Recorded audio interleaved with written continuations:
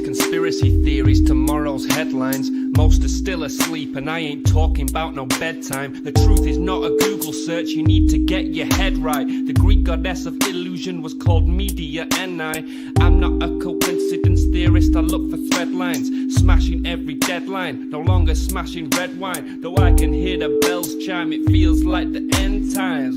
That probably should have been smashed on red wine. But the carnal mind is foolish, obey and end up ghoulish. Don't get used by instinct, take control and learn to use it. Make a load of earnest music, earn a few quid, learn a few tricks. Sure, the truth is persecuted, this whole world is pure abusive. Know a bit about everything and everything about nothing. Figured out my noggin while you picture out shopping. You sit about watching while I dish it out, stop it. I don't mean to sound cocky, I'm not even proud of it. It's a second nature to me, just to be this out honest. I don't even need to sound honest, never been about profit. Everything but out on it, you can bet your house on it. Doubt I'll be out for the count when the sounds, and I'm down for the beat, no beat down. I mean, how long's it been? Help me out. I've been the only one who's held me down. All in the mind, hell freeze now. Still sick with it, healthy how? Few bars down and the world freaked out. I don't reach out, I seek out to speak out. I'ma recount the reasons they beat out.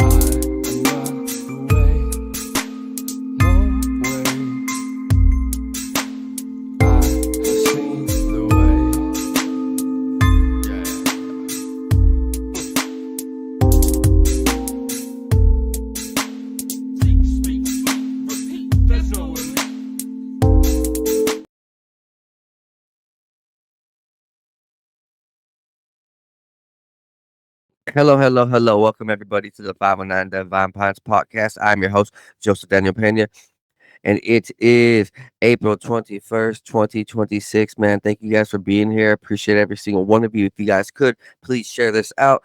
And if you guys would like to, please donate to my personal growth of this. Like, I'm self-funded, so every donation goes directly to me. This company is owned by me.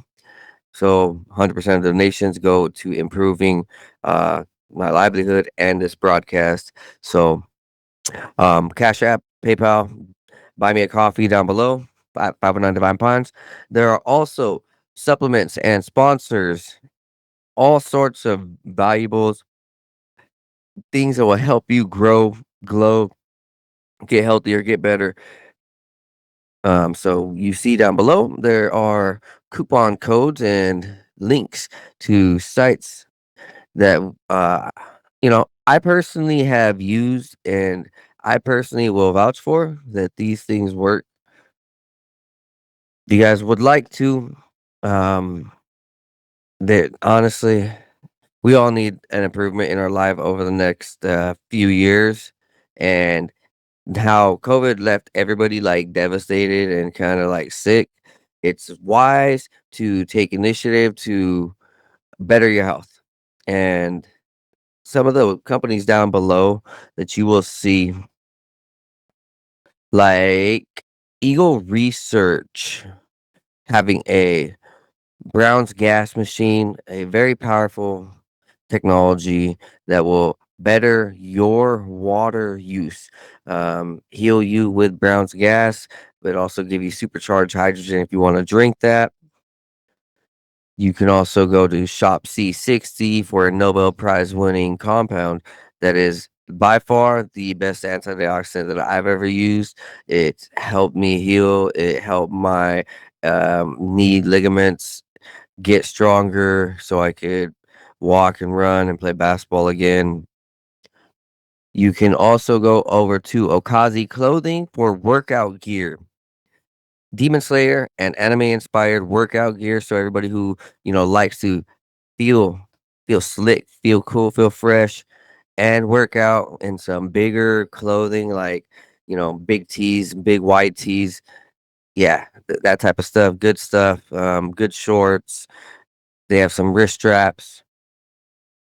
You can also go to Chemical Free Body for a powerful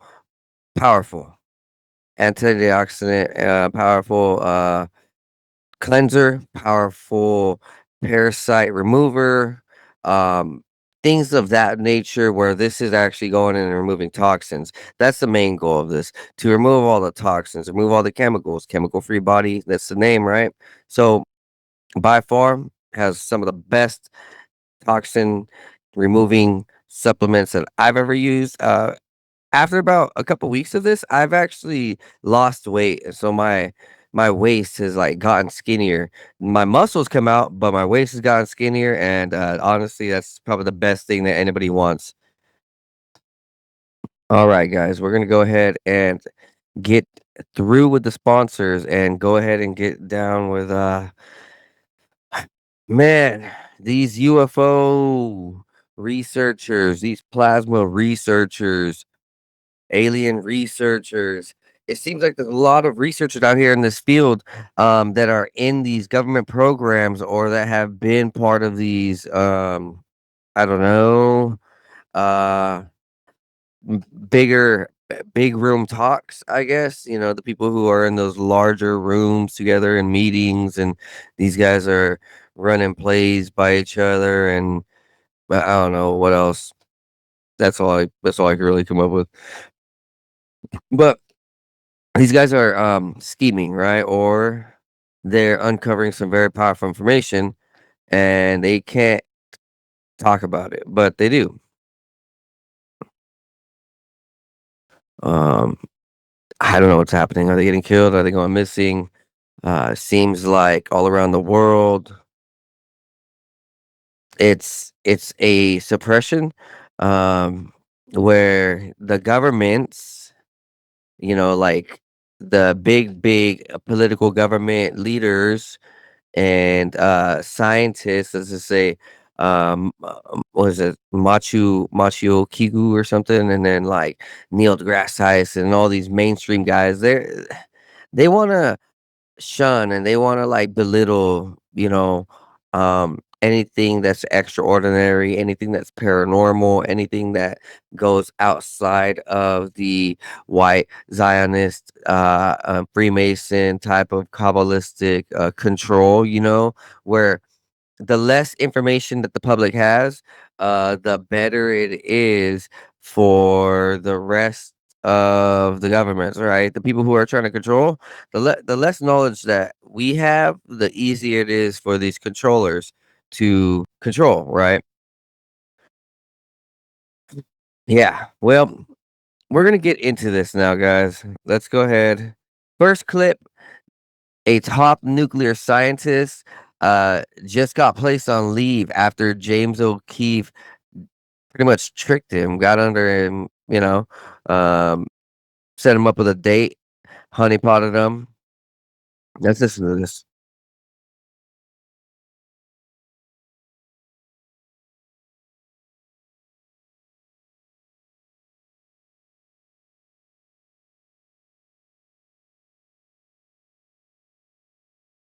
Oh, sorry if it's not audio is playing. Sorry.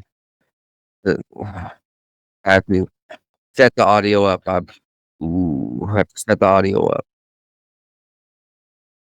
Damn. That's why I need a producer up in this studio right here. Come on, producer. Where you at? Oh, shit. There you go.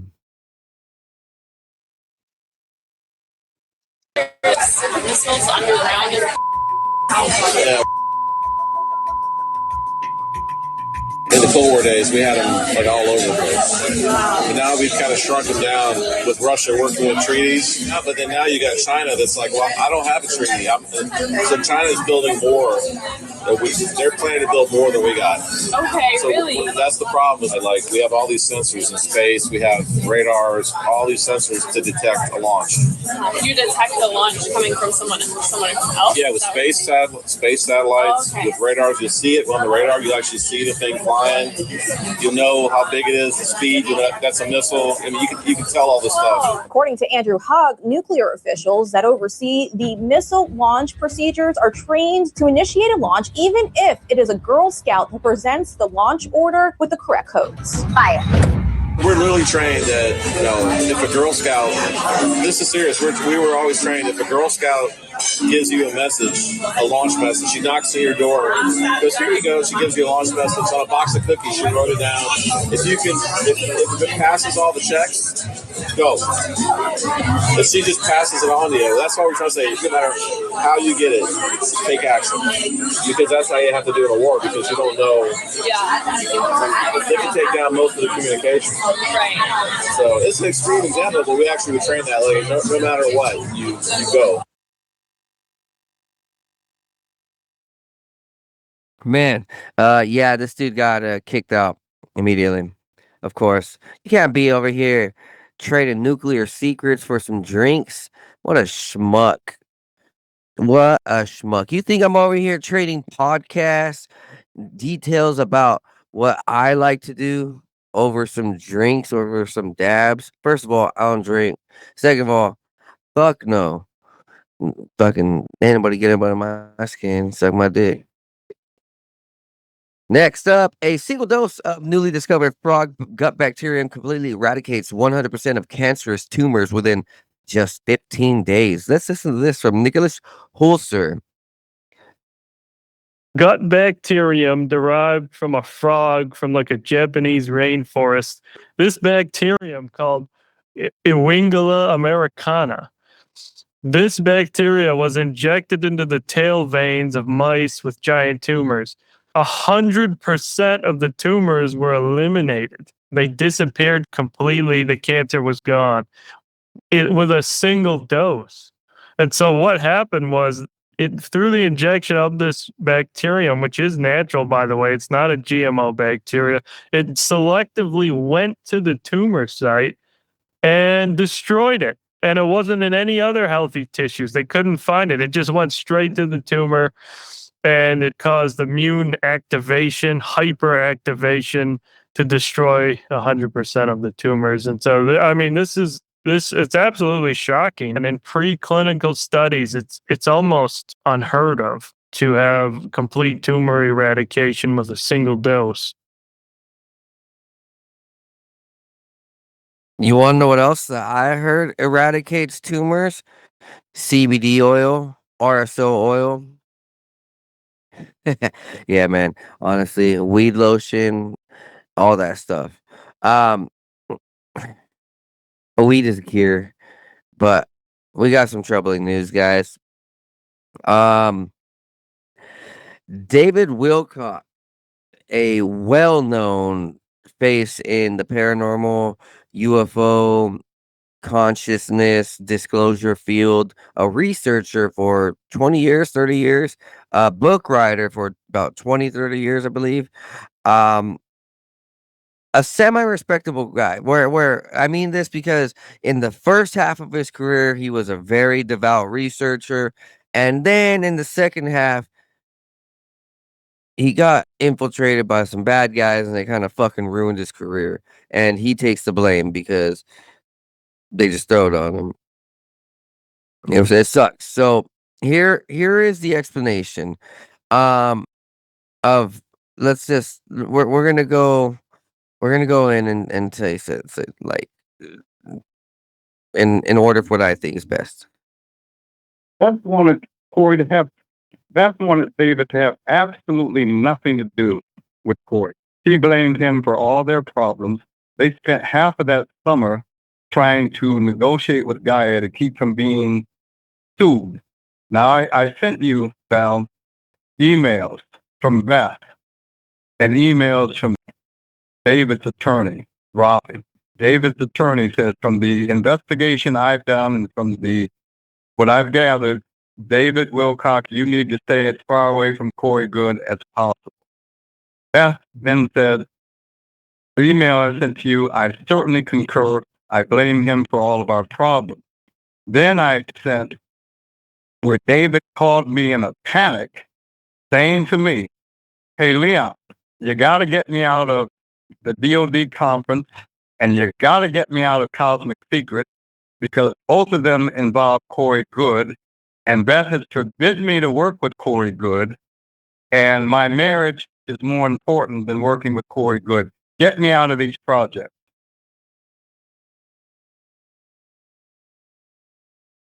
So Corey Good seems to be a very, very bad actor in all of this.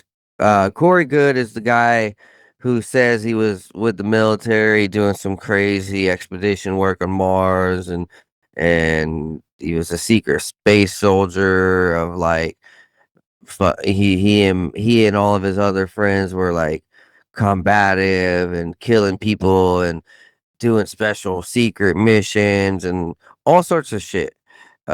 Like secret 20 and backs and just like muddying the waters with, like, let's just say there is some truth, but for the most part, Corey Good was sent to s- muddy the waters and spill a lot of disinformation.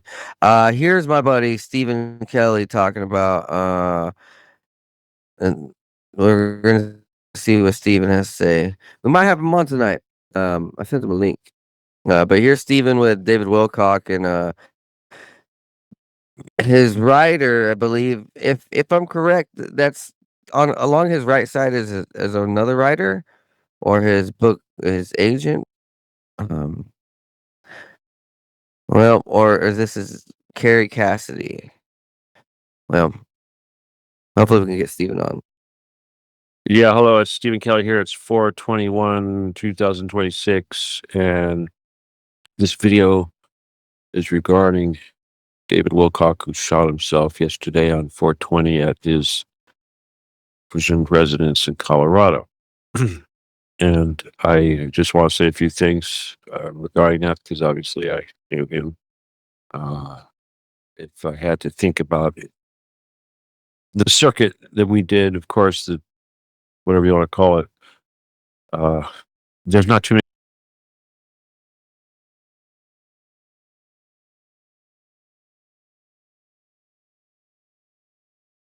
Steven, we have you in here, bro. Hey, well, thank you. Oh, sorry about the audio. But if you would like, man, I'm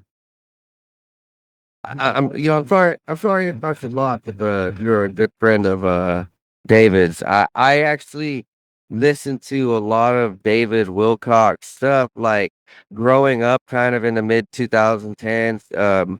I would see his things, and it made me wonder. It made me open my mind. It pushed my ideas outward and into a more loving state because he promoted a lot of love and consciousness and I know that there's a lot of misunderstandings with what happened with Corey Good and how Corey Good kind of fucked everything up.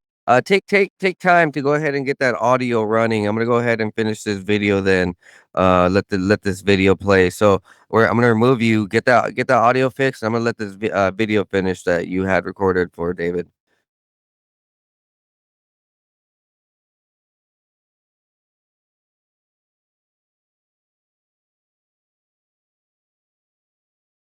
Yeah, hello, it's Steven Kelley here. It's 4/21/2026, and this video is regarding David Wilcock, who shot himself yesterday on 4/20 at his presumed residence in Colorado.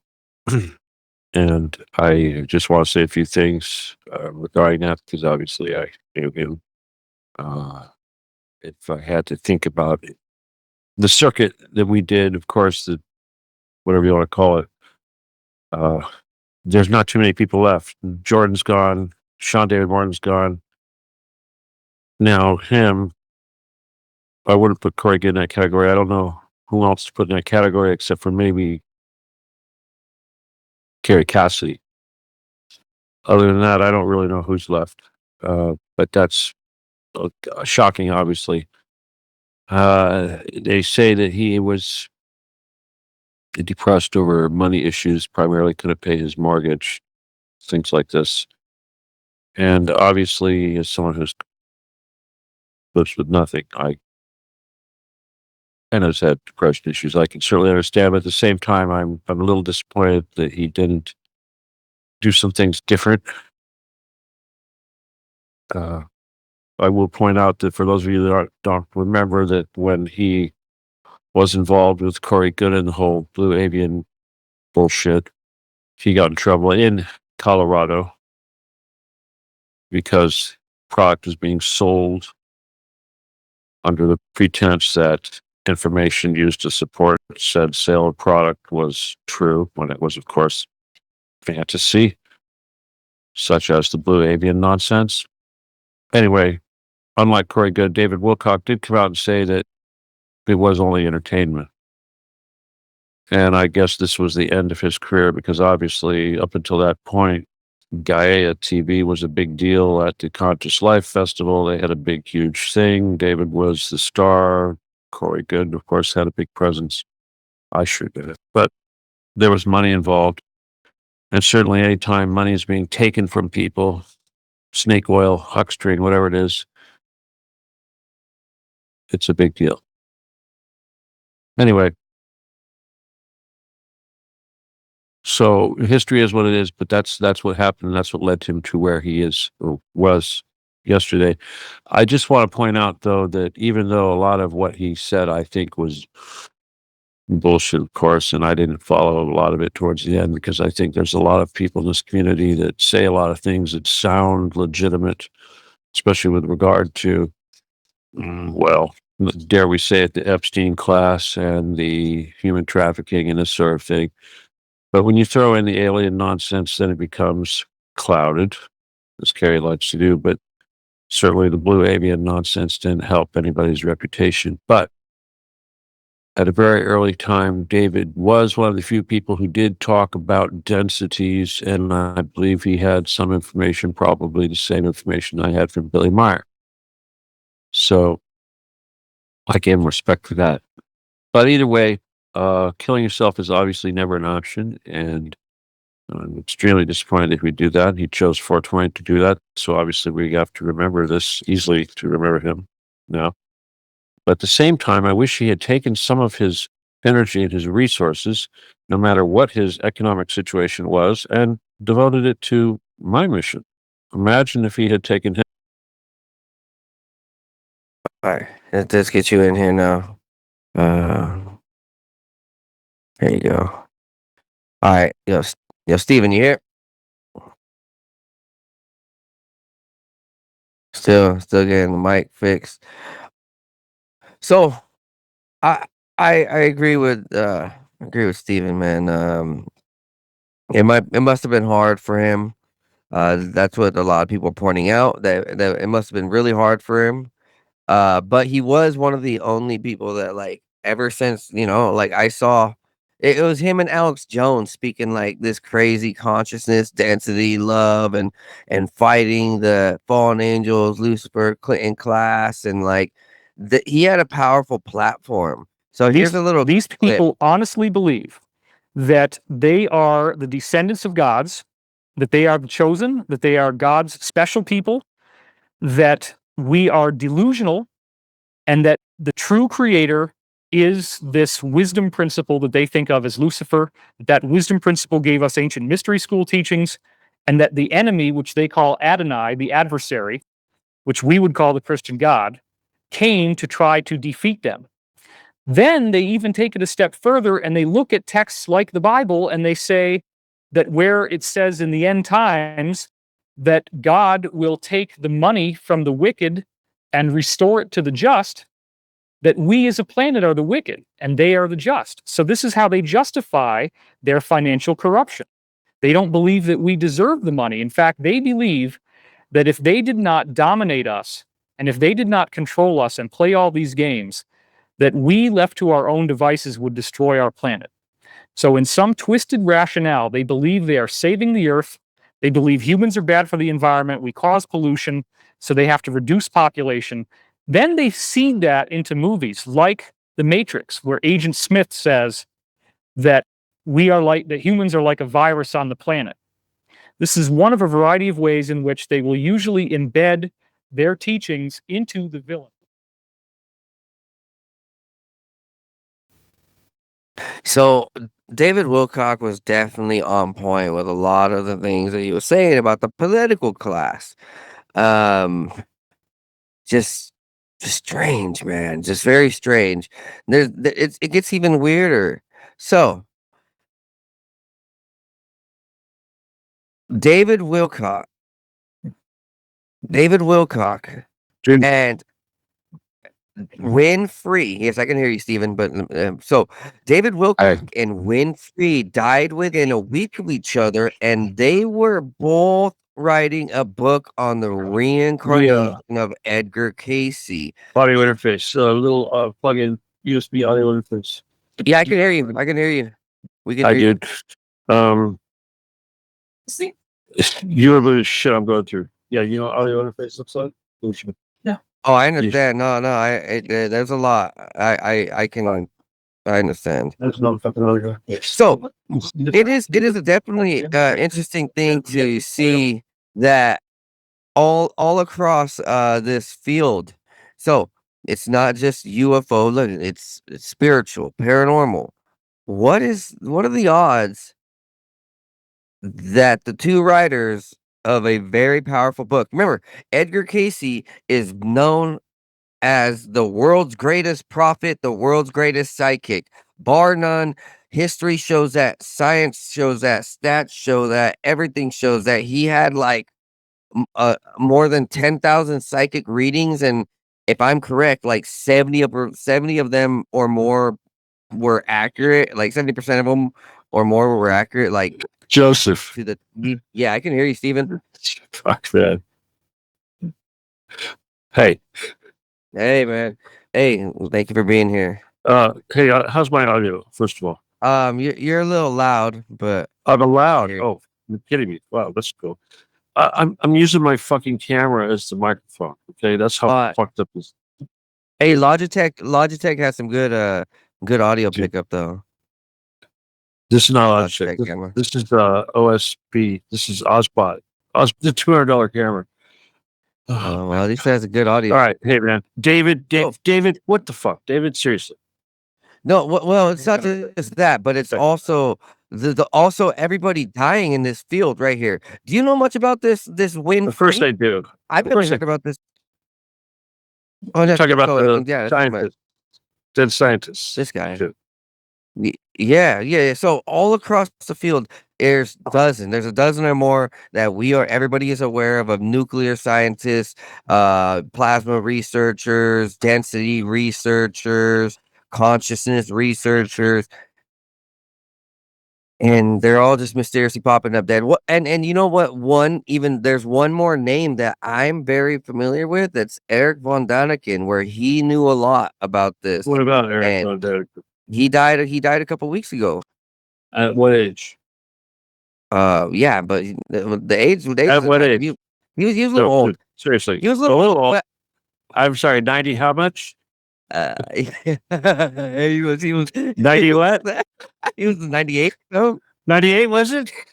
Yeah. Hey, but if you hey, wow, must be a conspiracy. Anyway, come on, Steve. But if when I listened to him on his interviews that he was doing with other people like Cliff Dunning and a few others, he actually sounded still energetic, and I understand that old age is old age though. So maybe not. Maybe it could just be a bad timing, bad.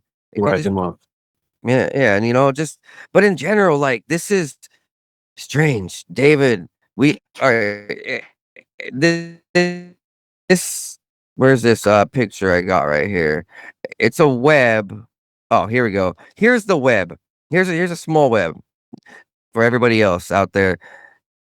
So we got Frank Mywall, top scientist detecting signs of alien life, dead.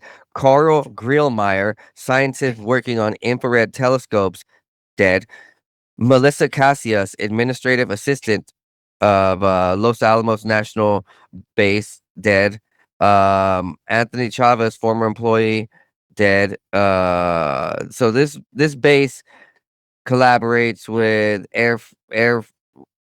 the Air Force Kirtland base, nuclear research base. William Neal oversaw the research base, dead. And this is also oversighted with Wright Patterson and Monica Jacinto Reza, who was receiving funding for her research in some of these fields, dead. She's also working with JPL, and well, one of the JPL scientists is dead. Now, this doesn't even add on the three biological researchers at Air Force Patterson Air or Wright Patterson Base 2 years ago that mysteriously popped up dead. These were like 20 to 30 to 40-year-olds that one of them was working in genetics, one of them was working in human biology, one of them was working in cloning, and they all mysteriously wound up dead. So seems like dozens, man. What's your take on this? I'm gonna let you go on. I'm gonna let you talk. All right. First of all, the plasma stuff is what's interesting because of what it's all about, and obviously nobody really knows. And the thing is, they were getting ready to get really close to it. But if you've been listening to me, I talk about that quite a bit.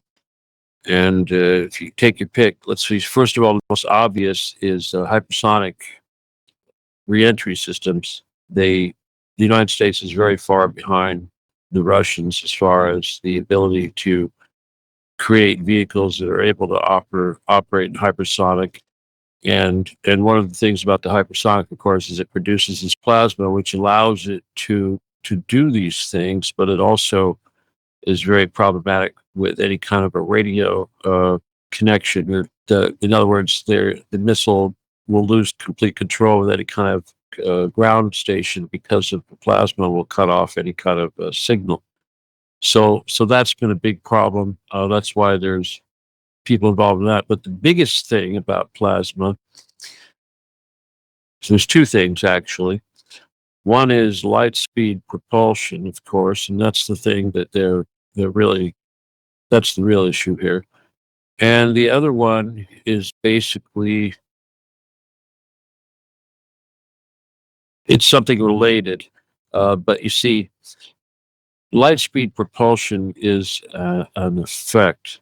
So, in other words, if you take fine silver and you expose it to a plasma that is modulating at a very high frequency, but a very specific frequency. If you modulate a very specific frequency, the atomic structure of the silver will actually break down into a monoatomic structure, and that will actually be photons, ultraviolet photons in this case, and that produces basically laser light propulsion.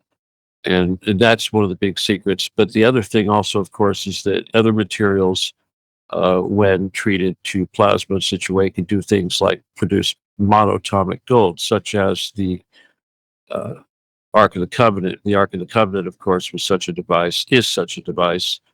And this is what was used to create the so-called manna or white bread that the pharaohs ate.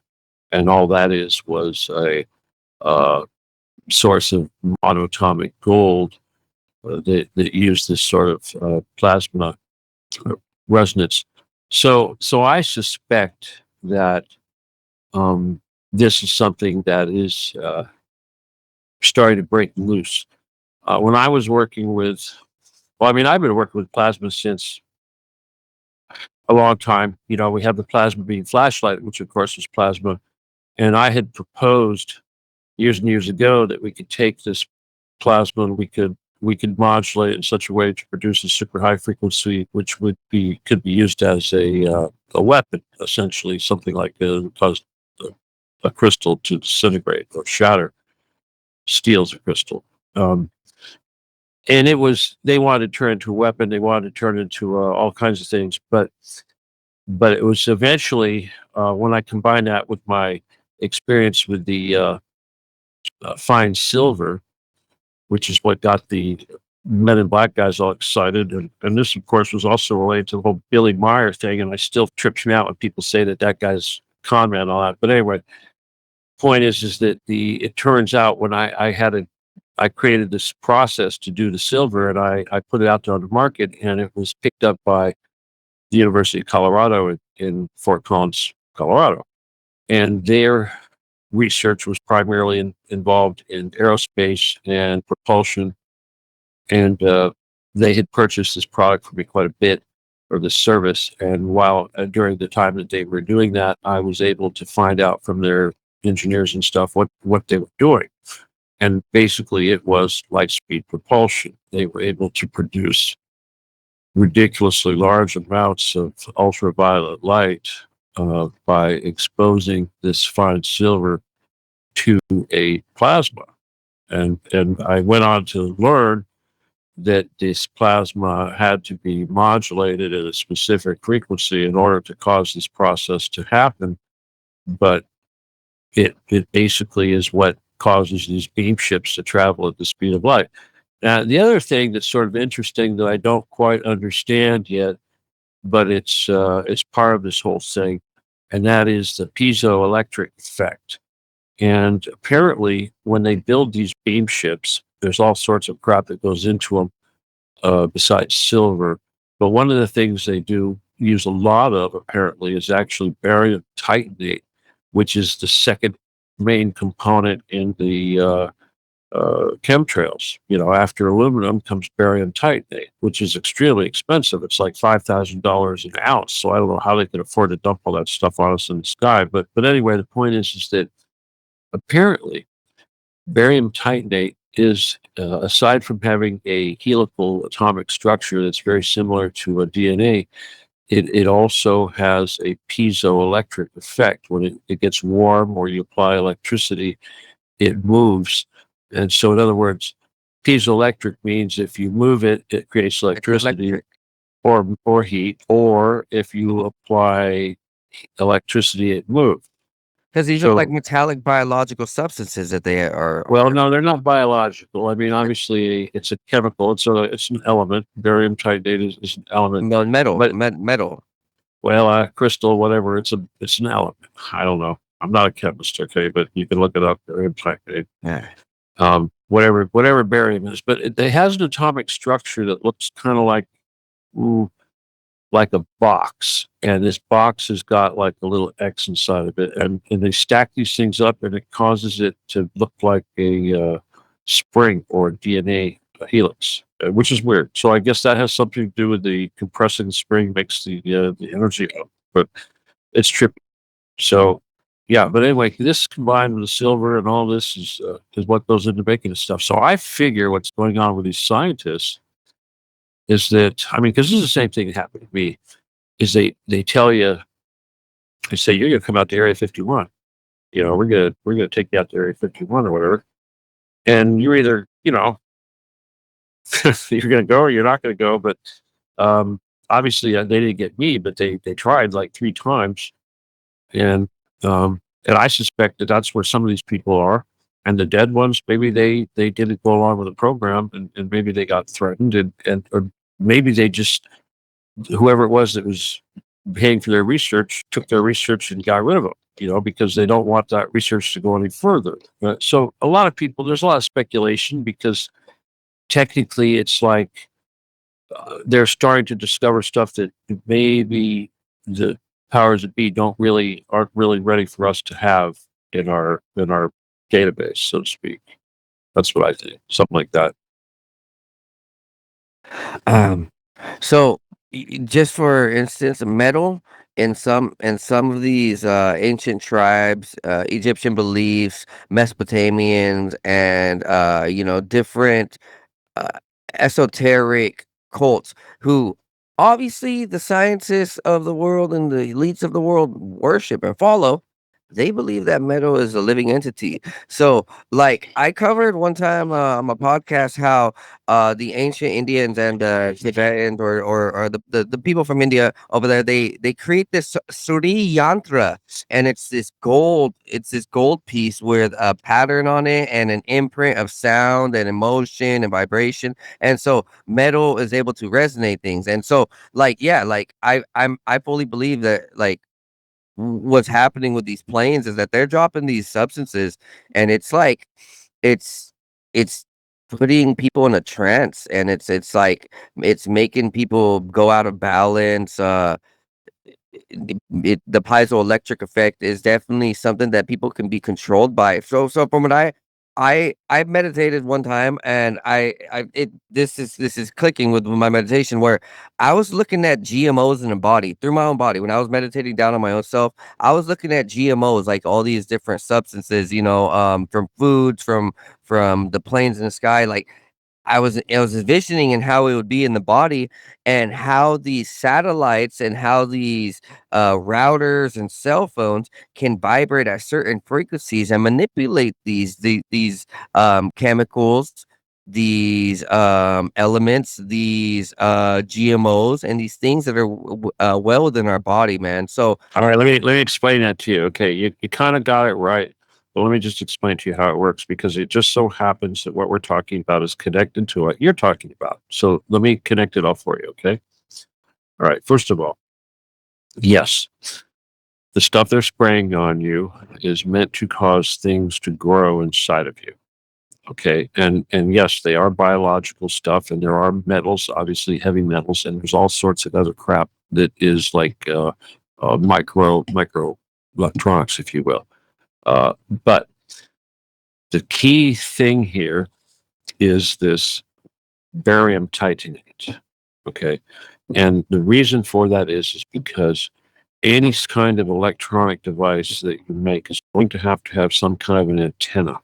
And in this case, the antenna is a helix. And the reason for that is because it's the same way as your cell in your body also has a helix, because the information it's receiving, because that's an antenna too, your chromosomes and all that are antennas, but the information they receive is scalar.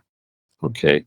So the scalar information is a pair of uh, sine waves, which are exactly the same, but they intersect and they cause an interference program. The interference program contains information, but the information that it contains is on the fourth density. It's on the higher level of density. So, in other words, by manipulating the information in the higher level of density, you can manipulate the reality in the third level density. And this is what they're basically doing. In other words, your DNA, your cells receive information from source, if you will, and it's they're scalar. falsifying the source. Well, they're not falsifying the source. They're creating artificial life inside of you that requires a signal, which is scalar, which tells it to live. Okay. It tells it to construct itself. It tells it to build itself. It gives it instructions. So, in other words, it's like a radio Parasite. frequency. It's similar to, yes, it's like a parasite. So, all your Morgellons, all these clots, all these things that are growing inside of you, people who got their shots, their COVID, that's what it is. So, in other words, the production of the spike proteins and the transmission of this stuff from cell to cell is what gets it all over the body. But the biologically, you can slow down that by attacking the transmission or the production of the movement of spike proteins. But those things also require a signal, and that's where the scalar stuff comes in. And the only way to defeat that signal is by producing your own signal. And that's something that I think we've discussed here on your show perhaps before. That's that whole service to self versus service to others thing. Because when you change your gravity, you change your signal, and you put out instead of take in, and when you put out, you kind of disrupt their ability to penetrate your body with their signal to tell that stuff to do what it needs to do to, grow. Yeah, like the cell barriers is important. So it's like also a mental barrier, spiritual barrier. And if we're weakening ourselves through words or poisons, and just the system beating us up, that those walls and those barriers are going to be so weak that anything could come in and infiltrate, whether that be a spirit, an actual parasite, or just a small hit that should have been not even a bruise, but now it's a cut. Like our body can be weakened, our mind, body, and soul can be weakened. That's why I love to promote like eating right, eating organic, eating strong, eating, grass fed, livers, heart stuff, organ, beef organ, animal organ type stuff. Use organic seasonings, Himalayan salt, eat yogurts. Dairy products are good, man. It's a medicine. All right, look, here's the thing. Okay, you gotta Dude, you gotta.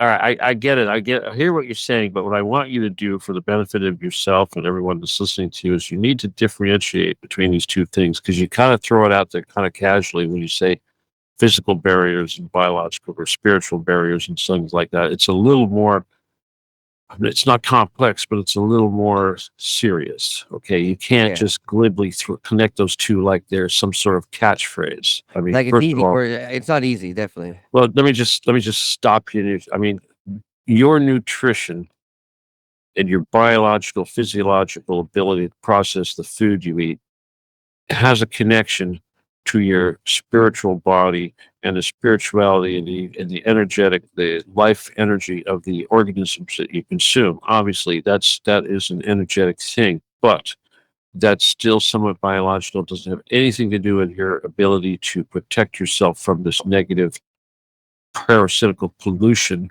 which is constantly trying to penetrate you. And the only thing that stops that is this uh, lifestyle that you have to have, which causes your body to actually emanate more energy than it takes in. Because that's really what it's all about. It's like you are in control of the energy that you take in. And the only way that you can protect yourself from stuff coming in is by giving out more than you take in. It's real simple. Yeah, I mean, you could have orgonite around you, you could have shungite, you could do all these things to protect yourself, but it's like if you want this so-called spiritual barrier, like you say, you have to have a lifestyle. It's not just something you wish nice, and someone put something in your pocket. Now you've got a spiritual barrier. No, you don't eat something and get a spiritual barrier. You don't eat good food, pray over it, and get a spiritual barrier. No, you have to be over 51% service to others. That's the whole universe works by this rule. Guide people to wisdom, show people strength and courage, be there for support when people are, facing their truest fears. If someone were being robbed at a store, I'm guessing I personally would stand up. I think about that sometimes. Where if I'm at a store, When I was in jail, you visited me. When I was in the hospital, you cared for, when I was sick, you cared for me. When I was homeless, you took me in. When I was naked, you clothed me. things When I like was hungry, you fed me. That's do unto others and all that shit. That's what, yeah. And then there's the greatest one of all, which no greater love hath any man had than he that would give his life for another, which is what this fucking mission is, right? Occupy Getty is like, hey guys, come and fucking kill me, otherwise I'm gonna fucking take you out and save the world in the process. What more can that person do? and I think right now it's a great time to look at that. Like it.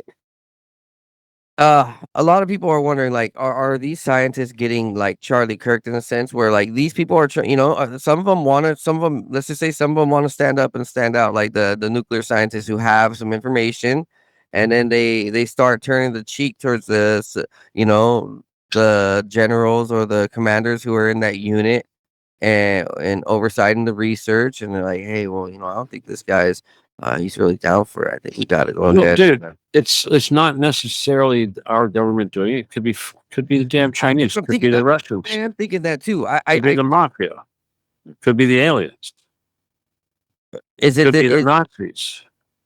is it just like what is it, three body problem, where once the aliens realize that we are evolving, that we have the potential to evolve? Yeah, that's actually an excellent metaphor, but only if you watch Netflix. Oh, no, it's the books. Yeah, it's the books and the Netflix. Look at the book first. Kind of a complex book. I like that thing where they do the human computer in China, millions of warriors. You know what I'm talking about? That's it's one of the scenes. Where they have millions of warriors as people, or like No, they're as, doing binary computations using guys holding black and white signs. Oh yeah, okay, I remember that. Yes, Yeah. That was that's what we the kind of are. Where we are like a binary code in a sense. It seems like ever since the last 50 years, we've been a human breeding program. Is this the next evolution? Is this why all these scientists and researchers are they're sorry, saying? evolution, dude. No, we're having an extinction event. This is called genocide. Well, yeah, of course. They For don't us, it's they don't want extinction. For them, it's their evolution. well. All right, let me put it this way. Just to help out, if the information that they were working on actually did come out, there's a very strong possibility that somebody would probably figure out stuff that I have already figured out, and know how to turn plasma into a weapon that can destroy steel, and break down vaults that go into elevators to underground bunkers, things like that. Well, honestly, But you know what they really don't want?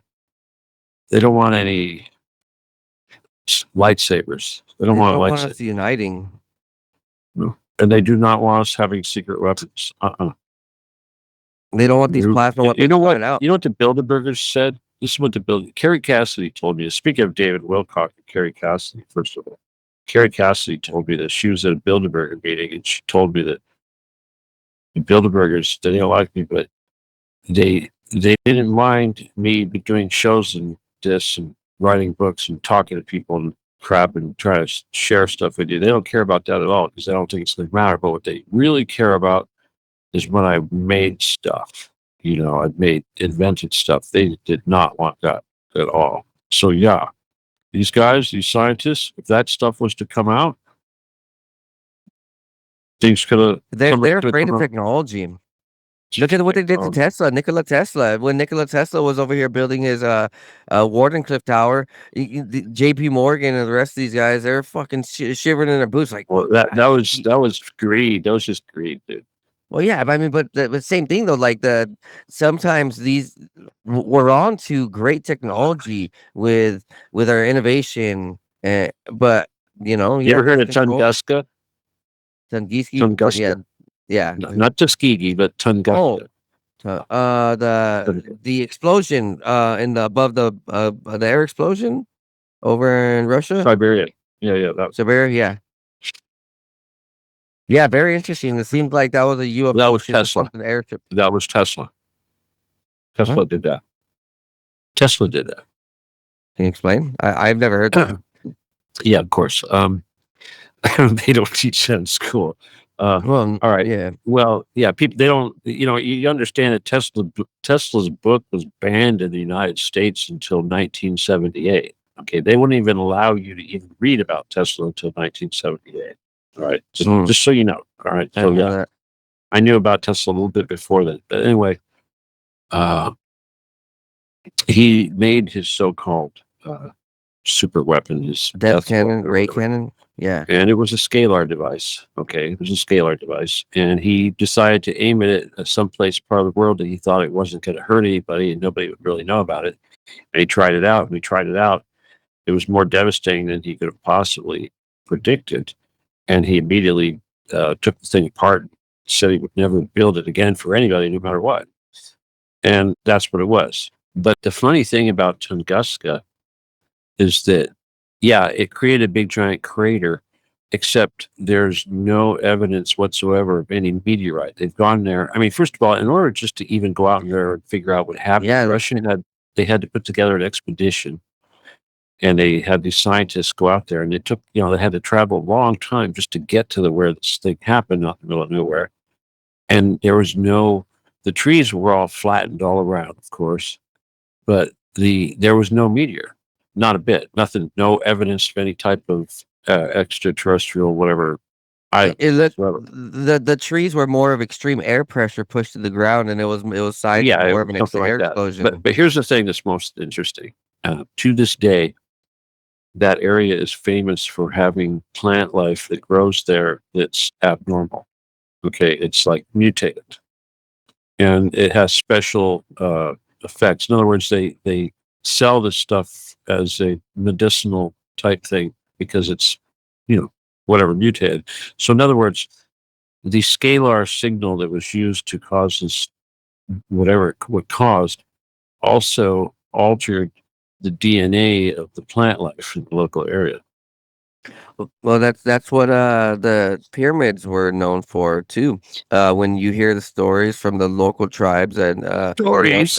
and this is proof though. People have taken seeds down into the pyramids, in South America and all across, the different All right, pyramids. let me explain to you how that works. Okay. The pyramids are basically giant crystals. Okay. And they're not just crystals, they're also made to be ultra stable. Okay. Stable. In other words, heavy, and so they don't move. And the reason why they do that is because of vibration.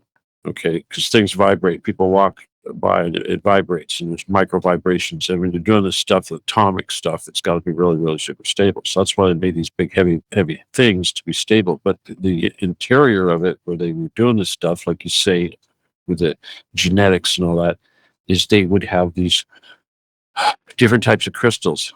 And when I say different types of crystals, I mean granite, different types of granite, what have you. And it caused like a Wilhelm Reich thing, or it collected organite. Yeah. Okay, orgo. Piezoelectric energy. No, not piezoelectric energy. Piezoelectric energy is completely different. Well, if right? the limestone's underneath No, that's not piezoelectric. Piezoelectric is either thermal or mechanical or electronic. Okay, thermal, mechanical, electronic. Organite is ambient energy. It's like electrons. Okay, and when I say electrons, I'm not talking about it's ions. Okay, it's not electrons. It's more like ions. You have positive and negative ions. Okay, just floating around. And these positive, negative ions could be oxygen, it could be hydrogen, it could be whatever. But that's the ambient. That's the atmosphere around you. Okay, that's like that. But there's also the field of energy around you, which is kind of like the same thing. So in other words, it's like when you're trying to move energy and all that shit. I mean, obviously, I'm not trying to teach you how to do that right now, but No, I it's understand. just it's like air. Okay, it's like air. Electrical. All right. If you no, not air, not electrical, fucking air, like the air you breathe, like something that has volume, or like water that you swim in. Okay. So imagine that you're swimming in a sea of energy, and it's like a sea of air, and the sea of air has a bunch of different stuff in it. It's some oxygen, some nitrogen, some hydrogen, and all this stuff, and a whole bunch of little particles. Okay, Carbon. including plasma, carbon, whatever. Not much carbon, thank God. Yeah. Yeah. Yeah. Anyway, plasma is the fourth state of matter.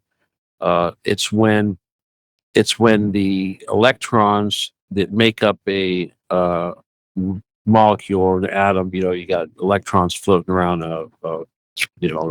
whatever, nucleus, protons and shit. When you start pulling off electrons, those electrons become plasma. Okay, so that's what it is. And so, in other words, it's like when a rocket is flying at Mach 10 through the atmosphere, it's causing the atmosphere is causing the atmosphere to shed electrons, basically, and those electrons generate plasma, which kind of like gather around the damn thing. Which is where the meteor effect looks like. The meteor is ripping through and it's causing like these fields, and it's because it's ripping through the atoms.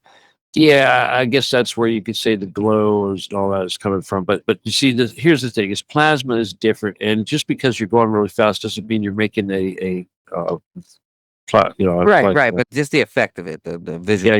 Yeah. It's the mechanics. Okay, I get it. But anyway, isn't that funny? All right, let's talk about David for a second here. Okay. Well, David was very interested in this plasma research, density research, and can you tell me how come you never talked to me, fucker? Seriously, David, why didn't you talk to me, dude? Come on, David. People actually would send this guy emails and say, "Why don't you talk to Steven Kelley?" From your perspective, brother, can you tell me how fucked Corey Good was and how fucked Corey Good was? He's still fucked. He's so fucked. Oh my God, he's so on the payroll. He's so fucked. He's a CIA agent, isn't he? Oh God, he's wannabe CIA. All these guys are wannabe CIA. CIA doesn't really mean anything. I mean, people think CIA is like you actually work for the government. Right. I don't think that either. Okay, let me put it this way. It's mafia. Okay, so when you work for the mafia, You could be an associate. You could be a flunky. You could be all these things. That's what Corey Good is. He's a Okay. mafia. Because the CIA is a mafia. NSA is a Okay. mafia. It's all the mafia. Jeffrey Epstein, it's mafia. Donald Trump, mafia. It's all big mafia. So from what I'm reading online and everybody, even when I've heard Corey Good, he sounded like full of shit. And He is full of shit. He's totally full of shit. it sounded like he came in to ruin David Wilcock, Gaia, and almost if I'm correct, he almost tried to ruin Ancient Aliens and some of these History Channel like companies. And yet he has 75,000 followers on Twitter. Can you believe that? I think they're all bought. Well, maybe, but they got to be really stupid. I mean, they sound like they're like, "Oh, God bless you, David." Okay, but here's the thing about Twitter. I went and looked at his Twitter page today because of David, and I saw that he just made a post April 15th. Okay, but after that, he didn't have any post. It was like 2015, some shit. So he'd been nothing. All right, so it's like, yeah, when the state of California or state of Colorado sued Gaia TV because of David Corey taking money from people selling snake oil, David said that his excuse was that everything was entertainment, and that was the way he tried to get out of it. But I think he still got hurt because obviously he didn't say it was entertainment when they were taking all that money. And Corey, on the other hand, still acts like this is real and has not said it's entertainment. So cuckoo. Yeah, so Corey's off there still talking bullshit. And while David was trying to do his thing, and here's the thing is, and the problem is he did, if you look at like say Corey and David and even Carrie Cassidy, they're all pushing the Trump bullshit, and the Trump bullshit is the mafia bullshit, and it's all enemy. Now, obviously, Kerry won't have anything to do with me, and David probably wouldn't have anything to do with me because if he did, it'd be the death of his career, But so his career was already dying because you're right. In the 90s, his books were kind of rising him and his profile. In the early thousands, the same thing, and then. Once Corey Good started infiltrating his fucking mind, and then it just fell off the. No, David never really had anything for a long time. He kind of died back in 2012. To be honest with you, But would you say that like Corey Good was directly responsible for David Wilcock like turning into a liar? Well, no, David will. All right, David did have some issues. Insight. He had some insight. Because like I said, David was one of the few people I've ever run across that knew anything about densities and seemed to actually have a little bit of experience, or not experience, but actually some knowledge about some of the alien stuff. And I don't really know where that came from, because I suspect it probably came from the same place that I got it from, was with Billy Meyer and the Palladians. I said he had insiders. The whole time, David always said he had insiders, friends. So in other words, he had nothing. It was just somebody else the whole time. Nobody ever really found out who his insider friends were. Bullshit, too. But it did later on come say that his insider friends were also huge vouchers for Corey Good. So it could have been like some high level big executive big wigs, money. Well, okay, again, Corey Good was just a complete bullshit artist. So if his insiders were connected to Corey Good, then it was bullshit from day one. Did any of them have money before, at all? Not that I know. Oh shit! You see, here's the thing. I never, I knew David and I met him at the shows and stuff, but I never really paid attention to his early stuff. It's just like Sean David Martin. I heard stories about he started young and he did this and he did that, and David Wilcock was kind of the same. All of these guys sort of pass themselves off as psychic. I would say so. Wouldn't you say that, David Bebeck? Trying to pass himself off as a psychic. Anyway. Obviously Sean did that. And that's really what this stuff is all about. I mean, when you really want to get down to it, at least from my perspective, it's always been this way. And that is our so-called truth industry that we've been working on, and this is like most of the people that Carrie is dealing with, including Carrie. She'd like to claim the shit herself, are somewhat psychic. And this isn't weird at all because this is what the CIA was collecting. And when I say CIA, of course, I'm talking about just that little branch of the mafia. Yeah, they want to go after these type of people. Well, they don't go after. They want us working for them. They want to recruit us. They want to manage us. I mean, it used to be in the 50s they would just kill people like that, but now they want them all on their side, kind of like the scientists. You know? But yeah, so David was one of the gang, and David obviously was very much still connected to the whole Carrie Cassidy money thing, because the Bilderbergers basically passed money down to her, to people like David and Sean and whoever. But again, it's like who's left? I mean, I don't know if you follow this crap. But if you look at these damn veteranos from our industry, now that David's gone, who's besides me? Who's left? Yeah, I think on your post you had mentioned one more. It was Carrie Cassidy. no, Well, there's not Jordan David. Maxwell died. Sean David Morton. There we go, died. Jordan Maxwell. Yeah. Yeah. Who's left? Who's left? What big name is left now? Seriously. Besides Carrie Yeah, and me. it's getting rough. And Slim Pickens. I don't even suspect that Bob Lazar might have trouble with his life here soon too. Well, Lazar's not one of us. No, but Come on. even like him just talking out is a problem for these guys. Bob Lazar's always been an insider. He's a different kind of insider. All right. He's not, first of all, Bob Lazar doesn't do the circuit like these people did. These people were all part of the circuit. Yeah, he doesn't do conventions. Yeah, No, he doesn't do that. He goes to conventions. but would you trust Bob Lazar and his material then? I've met Bob Lazar twice. You think he's a good guy? He said people say he's an amazing guy. People online through Not stupid. He's totally, he's real. Obviously he's real. Well, he's a physicist. Let me put it that way. He's really a physicist. And he really did work on the stuff he worked on, but his job was to leak stuff. You know, he's still kind of on an inside. He's just in the respect that he's still like all of David or whoever. Yeah, he's also an insider, but he's a different kind of insider. But yeah, he's real. Let me put a funny thing about Bob Lazar. That now that you mentioned it, the two times I met him were over the plasma beam. Remember I told you about my big plasma beam flashlight? I used to show that thing off in Vegas, and every time I had it on my table, he would show up and trip on it. He wanted one really bad. He said he wanted it to vector in UFOs. That's fucking down. Hey, I think he was serious then. I think he was serious.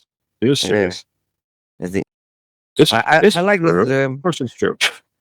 Yeah, and especially what happened with Area 51. Like they really covered up a lot of sciences. They moved people in and out, knocked people out. They drug people up so they don't remember shit.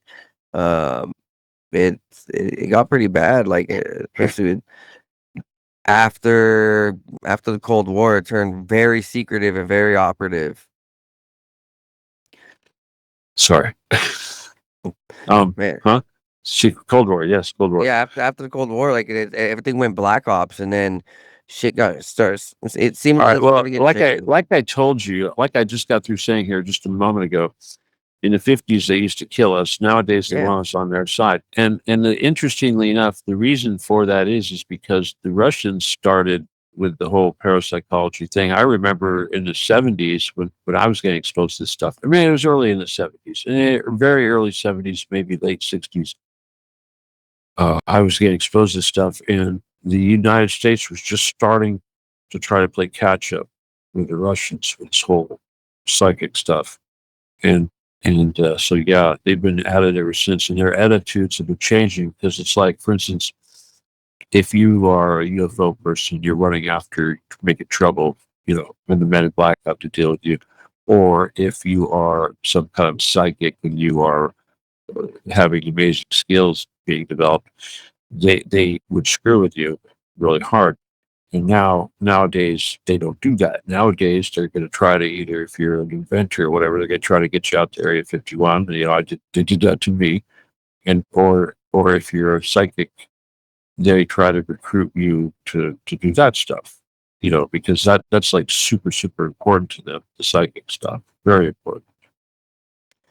Yeah, they've been looking for abilities, and that's one of them. So, this whole thing with the Human Genome Project that I'm more well aware of, it kind of ties into this, where over the last 30 years, the governments have been searching all around the world for humans who have these special abilities, the divine abilities, and also they are secretly looking for any of the children or any people like us who can transcend and shift into these spiritual states that can access these crafts. So when they go and hijack and abduct people, sometimes it's to check on the genetics and see if these genetics can start these crafts. Really, who's telling you? Who's saying this stuff? Just out of curiosity, who says this stuff?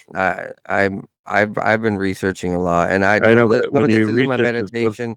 Some of this is in my oh, okay. meditation where I'm seeing, but I'm also like well, I'm aware of what's well, happening. okay. What I'm just saying is you're right, but then there's some details that are a little bit off.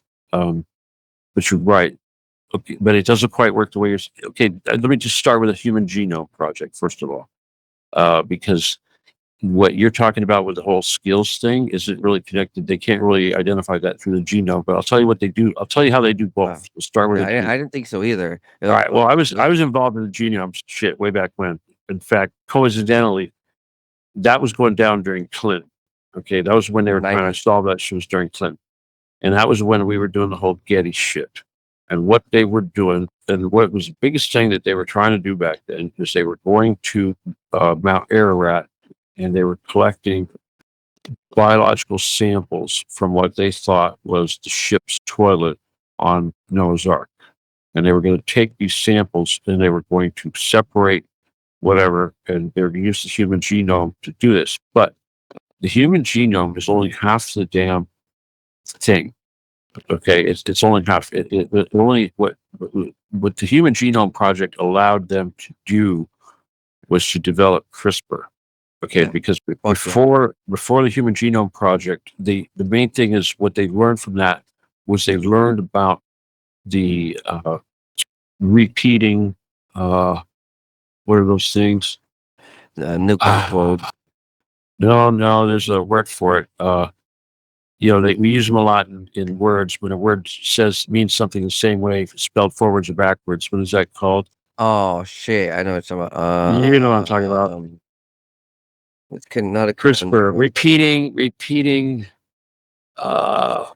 Anyway, okay. What it is they find these things, palindromes, repeating palindromes. That's the P. The P in CRISPR is palindrome. Okay. Fuck. Like I'm supposed to remember this shit, right? Anyway, okay. I know these fucking words. Yeah. Okay. So the Human Genome Project basically discovered repeating palindromes. Okay, and it was when they found that they could map the DNA, and then they could figure out how to manipulate it, and then they came up with the COVID and everything else. All that bullshit. So that's where what the Human Genome Project led to. But the main reason why they did that, aside from the other stuff, was that they were trying to identify who came from the Ark and who didn't.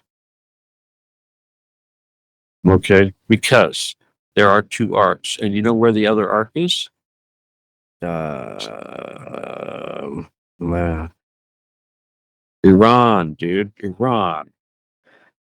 I haven't heard something like that. You heard something like that? Oh yeah. People go, "Oh yeah, Noah's Ark anomaly in Iran." Yeah, well, but it's not Noah's Ark. But so to add on to that, to see which DNA came from the Ark, I also think that they're also trying to find out what genomes are linked to the Nephilim too. Yeah, okay, that's bullshit. That's bullshit. That's Anunnaki. That's like trying to. No. It's the same thing. In a way, it's the same thing. All right, let's fuck that fallen angel shit. Yeah. Anyways, That's anyways, bullshit. let's All right, you're continue talking on with- Jewish shit. All right, Yeah. Anyway, let me go straight to the shit. You're talking Jewish shit. Okay, first of all, this whole human genome thing is Jewish shit because they're trying to figure out who's Jewish and who isn't Jewish, because everyone that came on one ark is Jewish. Everyone who didn't come on the other ark is not Jewish. That's what they're trying to figure out. They want to know who to kill and who not to kill. Okay, oh, shit. that's what that shit's all about. Now, I didn't know that. yeah, well, that's what I'm telling you. That's what it's all about. Who they kill and who they don't kill. So when they do their COVID shot, they know which ones to make for to killing people, which ones don't kill people. But that's what the bottom line is. Okay, they've been trying to do this since the flood. Get rid of whoever was on the other boat. Okay, a lot more people were on the other boat than were on the damn Noah's boat. Anyway, fuck Noah's boat. Anyway, so back to the other thing. Oh, I forgot what it was you're talking about. Okay, skills. Yeah. Okay, the way they get the skills, yes, is through abduction. They're looking through abduction, and they are, but it's not just that. When they abduct the people, the kids, and of course they're going through tons and tons of them. You know, like a million of them, so much a year, right? And out of that number, a certain percentage will actually have some sort of psychic skills. So yes, those kids are sent off to training, and that training is actually at the Getty. That's one of those things that they do there is they train the Sith. Okay, that's what they are. They're Sith. They started out as children. The other thing they're doing there is they are looking for genetic stuff. Like for instance, and again, they're doing this to children, but they're looking for superhuman skills. And when they say superhuman skills, the number one superhuman skill is long life. Okay, they want to live forever. Okay, that's the number one thing they're trying to do is extend their life. And the other thing they're doing is they're testing. Okay, so they're doing shitloads of biological experimentation, genetic experimentation, all this stuff to these kids. So they're not just extracting adrenochrome, they're also analyzing what all the aspects of that kid, you know, physiological, spiritually, etc. And they're experimenting and doing all kinds of ridiculous Nazi experimentation. You know, and then of course, depending on whether or not they're useful, they'll either send the kids off for torture and sexual whatever, or they'll turn them into like cows where all they're doing is sucking adrenochrome out of them for the rest of their lives. You know, if they produce a lot, high quality, they'll just, you know, they'll be like, you know, a whole bunch of them just lined up with needles and, you know, stuff. They'll collect them. They'll keep them they keep them on drugs, and the drugs that they keep them on are actually monatomic gold. What do they call that stuff? People seem to think it's a good thing to eat. Anyway, yeah, I'm not. It's like a drug, and then, but it also enhances psychic skills. So yeah, if they're sucking this crap out of the children, they want to do that. Putting them Yeah. in tubes and chambers. From what I've heard, like in stories Oh, of UFO Chambers. experiencers and that say that they got abducted, when they say that It's they not get the same thing. well, no, It's not the right. But so, well, some of these people two are saying, different things entirely. right. What I'm Absolutely two different things And what's entirely. leading me to a similar thing where these experiencers are saying that they get a slight glimpse of waking up and they see like huge rooms of chambers of bodies just put it on tubes and like a cloning center and genetic center, genetic experimentation. The people that are you know, that's very possible that people are abducted. They think they're getting abducted for some sort of a, you know, alien type of thing. But yes, they are being used for, you know, basically harvesting, and they let them go. I mean, that was the idea. The government basically wanted the, you know, the Greys or whoever was doing this to let the people go after extracting whatever, you know, but that doesn't always happen. Normally that stuff is done in the 4D, but certainly, yes, there would be a MyLab type of thing where they might fake alien thing, or even aliens could be doing it where they were actually, you know, like in the 3D doing an abduction. But that's not likely. Usually they do it in the 4D, but yeah. It's bad, but yes, underground in these stupid things where they are harvesting the actual adrenochrome, they do it from people like once a day, and they turn them loose. There's certain kids that they do that with, and then there's kids that are stuck there all the time that are getting the stuff sucked out of them. And then there's kids that they just pass down into the molest and torture and kill and eat business, and then there's the whole ritual sacrifice. Battery's running low. Hey, can you help me out with plugging this thing in? And just for instance, everybody out there who's listening in, Epstein's files and Epstein's mansion is a clear example of how fucking sick and debaucherous all these wicked, pedophile, satanic motherfuckers are. There's also a clear evidence that the elites in some of these governments around the world are working on human cloning, and some of these guys, these elites, make jokes that, oh yeah, I have a couple of clones out there, and yeah, blah blah blah. Well, it's sickening. And it's true. Where we see now in 2026, I don't know why, but like these clones are fucking retarded. These celebrity clones, they some of them look alike, and they're getting dumber. They're getting dumber. Um, we kind of see it trickling out into society too, where now now farmers and butchers and some of these big time agricultural industries are saying that they're using cloned meats, cloned animals, and sure enough, it's not as nutritious. It's just not. They say it's for cost production value, to go green and save the economy. Fuck no. It's because they're just trying to adapt us to this transhumanistic reality, I guess you would say. I personally think that we shouldn't be tampering with God's. We shouldn't be trying to play God. And the moment that humanity tries to play God is when these heavens strike back. And I kind of think, um, you know, Stephen and I are along the same path, that like along the same thought that maybe the aliens are fighting back with this, three body problem reference. These like they don't want us here. Hey, isn't that the story of like the Sumerian tablets where was it Enki or Enlil? Well, he didn't like one of them didn't like how humanity was evolving, and he's like screw these guys, let's destroy them. And it's the same thing over and over and over and over again. I kill those guys, right? They're like, it's one of the guys I killed. Right. No, yeah, but I'm saying though, there's always, it seems to be in history, there's always oppressors from a heaven, from above. There's these higher dimensional entities, and they don't want us rising for some reason. Higher level? Oh, what do you mean higher level? You mean what? Different density level? Yeah, that's all I meant. Yeah, I don't mean like they're Well, better. all right. Well, those guys that you're talking about, they're not higher level. They're just older, and they hybridized us, and they think because they hybridized us that somehow we're inferior and like animals. But no, we have souls. We weren't supposed to have souls. They tried to hybridize that out of us, but no, we're still human. We still have souls, and guess what? We get to kill them now. Thank you very much. It's Amen to that. Yeah. Hey, you know, Yeah, that's right. we kill a gray, we kill a Draco, and we kill Draco, then the gray, and then the Anunnaki. So screw those Anunnaki. And I hate when people talk about Enlil and Inky and all that like it's important. It's like No, but it was a reference. But what I know, you believe in jinn? demons, yeah, they're demons. I believe in demons, sure.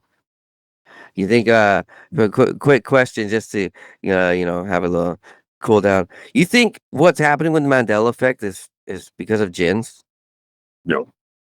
All right, we're gonna take a quick break right now. 1 minute. I'm gonna go ahead and get a smoke. I'm gonna get something to drink. So let's go ahead and play this Billy Meyer commercial. Something.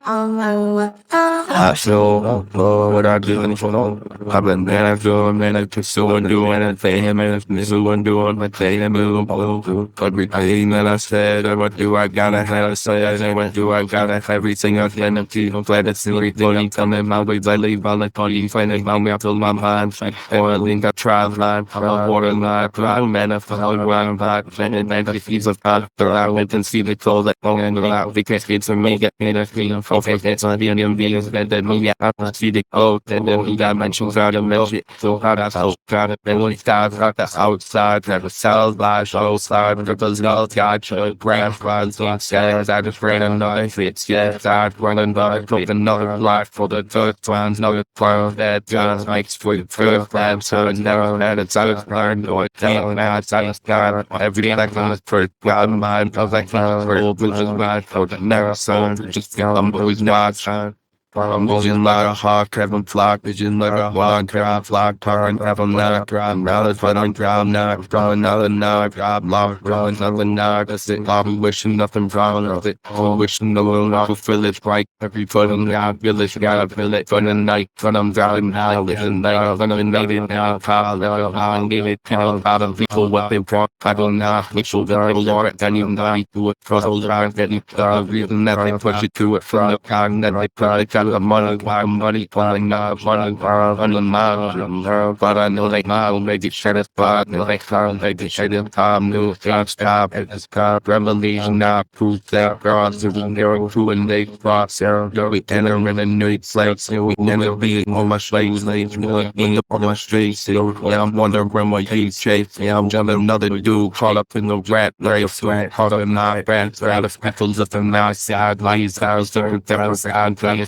ready to play a play, and on a daily basis, the trip and no relatively big, and the people I can see through the faces, so that are so really nice, still like town of swing, for the time, still like because I've played a five and manipulation of a shot and that played a five and the shame that, but then out of the station, less as is what I trace it, what I listen about the clear the sound of rated rain, but I'll play with them, we have a dream, it feels like I'm big, so the thing, Tim shut it down, I want to embrace, shut it down, I want to embrace it.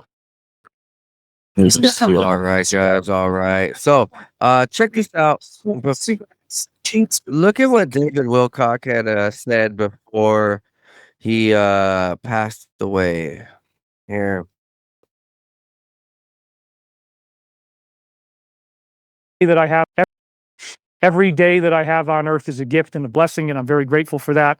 Very interesting. Because frankly, people are disappearing, scientists are going missing. Now they're saying they're going to investigate this. The president himself is saying they're going to look into this and see if anything's going on. It's a little bit scary. I got to say, it's a little bit scary, but you guys knew that I might still show up, even though it was last minute and I've had a really rough week. Like, you know, that's kind of like every week, but somehow we keep on making it through all of this. Every day that I have on earth is a gift and a blessing, and I'm very grateful for that. Man. Let's see if I have anything more.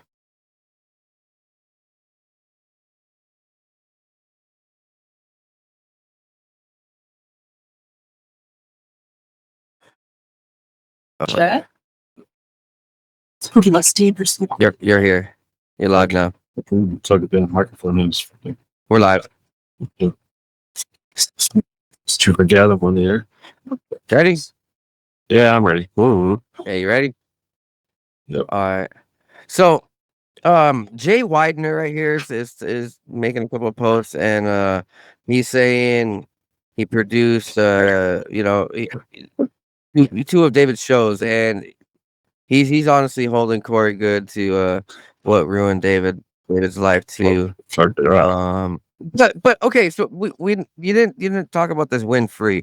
Can you tell my viewers out there? I don't know anything about this win free. I'll be honest. You got another deer there, dude. I mean, seriously, you got another guy in the room? I don't see him. Where is he? Huh? Oh, I thought you said you had another dude in the room. Oh no. Sorry. I said I apologize. This win free right here. Can you tell us about him, or do you know much about this person right here that just died with David Wilcock a week before. I was writing on this book. Oh, I see. Winfrey with David Wilcock. That's interesting. Reincarnation. Okay, let me just read this real quick. Yeah, you're reminding me of stuff. Oh, God. Cementing the inability to choose souls. All right. Wow. Why is the mainstream still against Edgar Casey? Is it because he's a legit psychic? Yeah. Well, again, that's kind of a loaded question when you say why is the public so against Edgar Casey? You're asking me to agree with you that that's true. And secondly, when you say, is it because he's a gifted psychic, you're asking me to agree that he's a gifted psychic. So it's like, I don't necessarily agree with any of those two things. But if I was to look at what is the ramifications of the connection of David, this person, and Edgar Casey, and whether or not Edgar Casey was valid for whatever, you have to consider what Edgar Casey was first. And that was a quasi prophet. He made predictions. So he it was attributed, his skills, of course, are attributed to having psychic skill, his ability to kind of like a Nostradamus type thing. You could say that. So in other words, that was his thing. He could say things are going to happen in the future and write this down. And that's what he did, basically. And then later on in the future, go, wow, stuff he said came true, blah, blah, blah. And of course, he also had proteges like Madame Blavatsky, and this stuff continued into stuff like Maria Abramovich. Hello? You're saying Marina Abramovich is an offshoot of Edgar Casey? Offshoot of who did I say? I came after Edgar Casey? Madame Blavatsky. Yeah, that's right. Okay, there you go. That's your answer. Anyway, yeah. So in other words, what I'm talking about is Satanism, right? It is what it is. Okay. In other words, it's like I really don't care. But the back to the issue here, the question that you're asking me, that I'm trying to give you, is that he made predictions. He utilized the superconscious. He utilized his satanic teachings and learnings and understanding of the esoteric to try to access this information, and that's where he got this information for his thing. So that's all he did. He didn't go around and read people's minds, do healing, and do some of the other things that you might associate with a psychic. Okay, so now let's bring it up to our friend David. David, regrettably, that was his claim to fame for years, was claiming that he was a reincarnation of Edgar Casey. And I, of course, ignored that shit, obviously. You know what? I did remember hearing that shit. Yeah, well, I ignored it, okay? But, all right, let's just go back to why this is important or not important, okay? Again, like I said, Edgar Casey made predictions. He wasn't a healer. He wasn't a psychic. He wasn't Uri Geller. He didn't bend spoons. He didn't do any of that stuff. All he did was acted like Nostradamus and said shit was going to happen.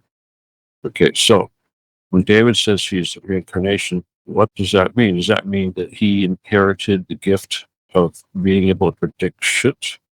So I'm going to assume that that's what that means, and I'm going to assume that his career was based on his ability to predict shit. Now, that doesn't mean he had any connection to aliens or any experience in the military or the secret intelligence agencies, if you will, or the mafia for that matter. He didn't have any of that. What did he have? I don't know. You tell me. He thought he was a psychic? Okay. If he thought he was a psychic, what did he do? Did he make predictions? Now, Sean David Morton, he thought he was a psychic. When he was a kid, the little fat boy, he used to go around, he was like a celebrity because he went around and said, oh, this is going to happen, this is going to happen, like some sort of a little prophet. Whether or not any of that actually happened, I don't know. I think what happened with Sean David Morton is he made like some prediction. It could have been like 9/11 or some stupid thing, but I did that too. I did a 9/11 prediction too, but I erased it as soon as it happened because I didn't want to get in trouble. Seriously.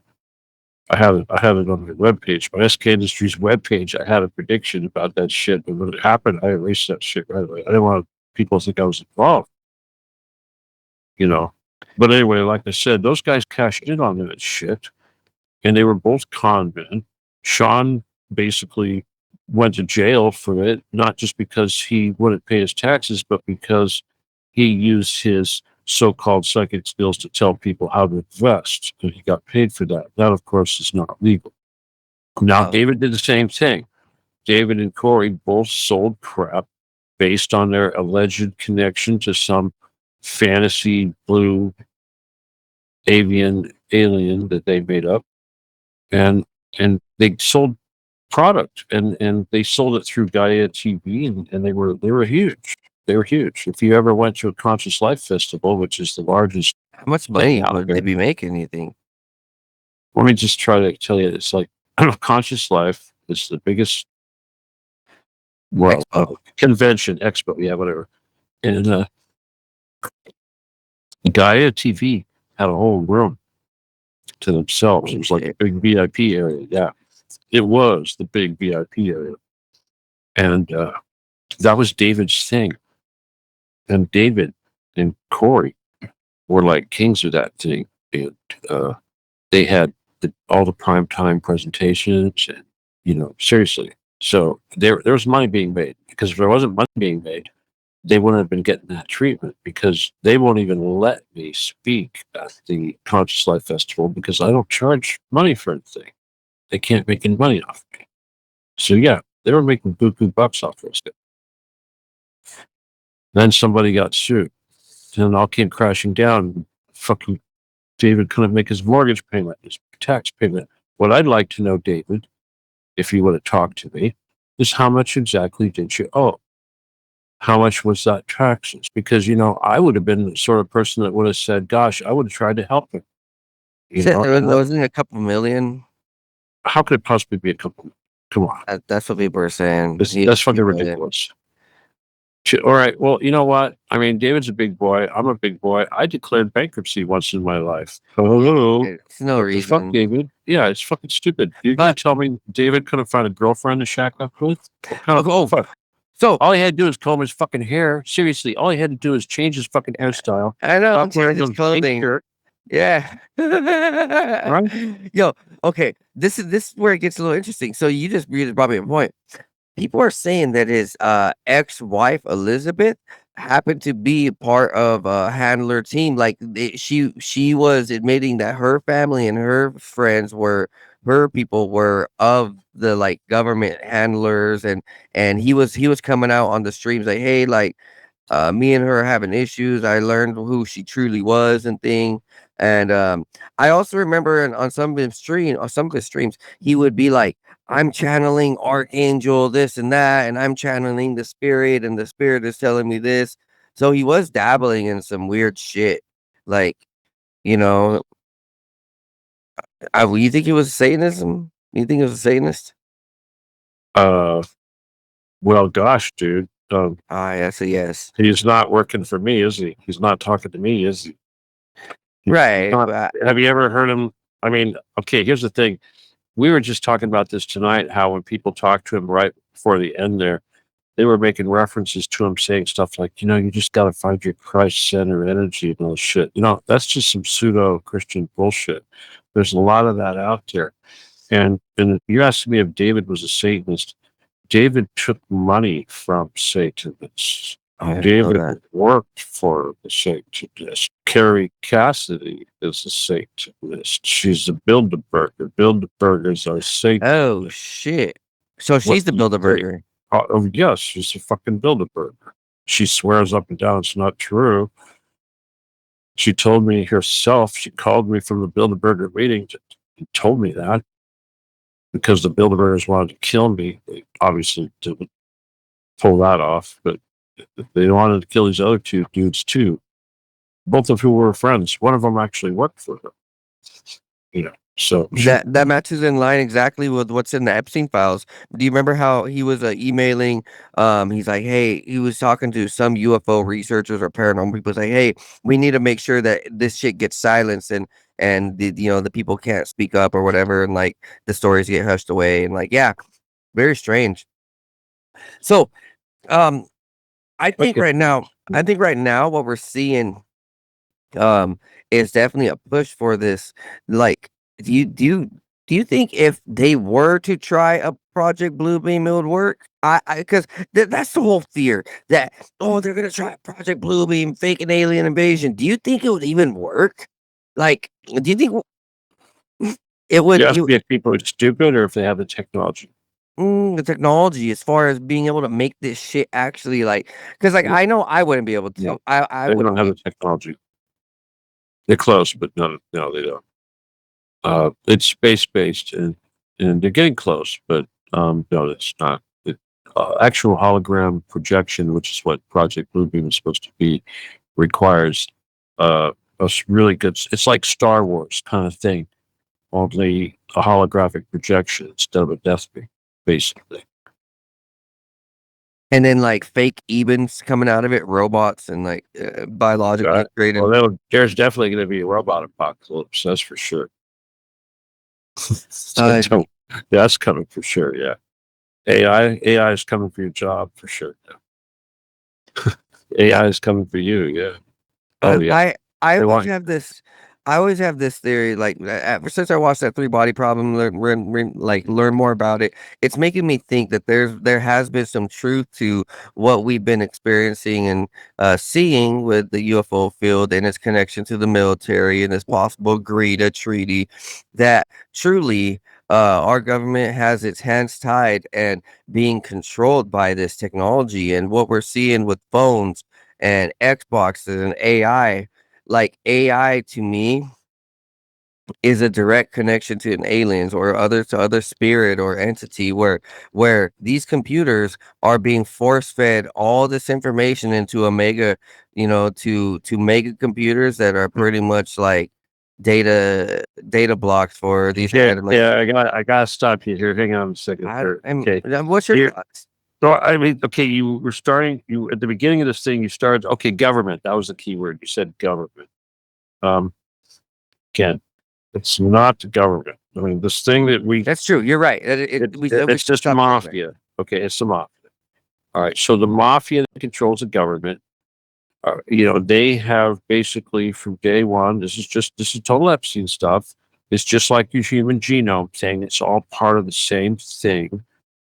Be like Palantir trying to create this database of humans, trying to create this surveillance state, trying to create the digital currency, the credit system, the AI to replace the workers, the robots, all that shit. It's all part of the same damn thing. And yes, it is all run by this mafia, because yes, this mafia is satanic, and yes, this mafia does want to kill you, because they need to kill 7 point whatever billion people by such and such a time. That's always been their plan. It's really damn simple. But the thing is, as soon as you start saying things like government, then you forget what it is really and who's capable, because you actually, when you say government, you like kind of think for a second that you got some kind of control, or there's some kind of, the funny thing is when people think that there's police or military or FBI that are going to rescue somebody. It's like the people in the Trump crowd who somehow think that they're going to say, "Oh yeah, sure, children are being kidnapped." They're willing to accept that, but now they think that the police and the FBI, under Cash Patel, are going to actually rescue those children. Never mind that the CIA is the ones that are actually kidnapping them, and the military are the ones that guard bases where children are kept, and they're fed to the actual government. They've been doing that since like forever. So it's like people are really, really stupid. Yeah, the term government it's very what's the word? There's not much to it. Yeah, there's not much to it anymore. There's just mafia. People need to get used to that stuff. Oh, you look at Trump. I mean, come on, seriously. Baron Trump makes $1 billion short selling oil by standing over his dad. When his dad says, "Okay, I'm going to make a trade," and as soon as the trade's done, Dad closes Strait of Hormuz, and suddenly Barron makes $1 billion. I mean, that's illegal. Any one of us that try to do something like that would be put in jail. But they're doing that right in front of everybody in the whole world, and they're not hiding it. And everybody in the whole world knows that Trump's a pedophile, and knows that he's killed little girls and little boys. He's actually eaten some of these kids, and that all these people in his cabinet, like Lutnick, fucking Gates, and take your pick, Elon. They've all done the same thing. None of them are ever going to face justice. It's like the royal family. I mean, come on. The Queen got to live out her entire life without paying for the children she's eaten. Same thing with King George and Andrew. How many children do you think King fucking Charles is eating? I'd say at least 5,000 by now. He looks sick. He's But probably eaten quite a few kids. And guys like David and all these guys, they were propping that shit up. And it's like, you look at his last video. What does David say in his last video? He says, wow, those kids that they're killing in Palestine, it's really awful. But gosh, it's the Jews. We got to love the Jews. They're number one. They're our allies. And that kind of bullshit. It's like, really? Right. Pull your fucking head out. There's a lot of fuckery. And then there's Corey Good on his page saying, oh, yeah, Michael Flynn is our man. Really? NSA is your fucking people? No, Flynn's a bitch. Okay, so I'm just continuing on with some of this right here just to see where we can go. Like he was a director of advanced technology and a board member of Stavati Aerospace. That's the first time I've ever heard of this aerospace. But I did hear. Who was? Who are you talking about? So this is Wilcock. People are saying in his biography that he was a director of advanced technology and a board member of Stavati Aerospace. That obviously is bullshit. What do you think that means? That means a little think tank of idiots that tried to imagine alien craft and crap that they could try to sell to the government as if they had some sort of actual source to alien technology through some fake psychic. I mean, come on, it's bullshit. Exotic propulsion and advanced aerospace. I actually had a company that did fucking aerospace and actually did sell to the government and actually did be involved in light speed production. I mean, little things like that, but nobody wants to talk about it. I was the only one in this industry who was fucking real, dude. Seriously. I mean, the rest of these guys were fucking fakers. I mean, seriously. He's trying to sell himself as some sort of expert in technology because of what? Psychic skill and ability to fucking meditate and get words from aliens? He's never had any interaction with aliens. Hell, I interacted with aliens twice. Actually, I would assume he was taking money from some political parties. The mafia, the Satanists. That's the political party. He took money from Carrie Cassidy. Can you tell me about this Carrie Cassidy? You mentioned her a lot. You don't know Carrie Cassidy? I've heard of the name.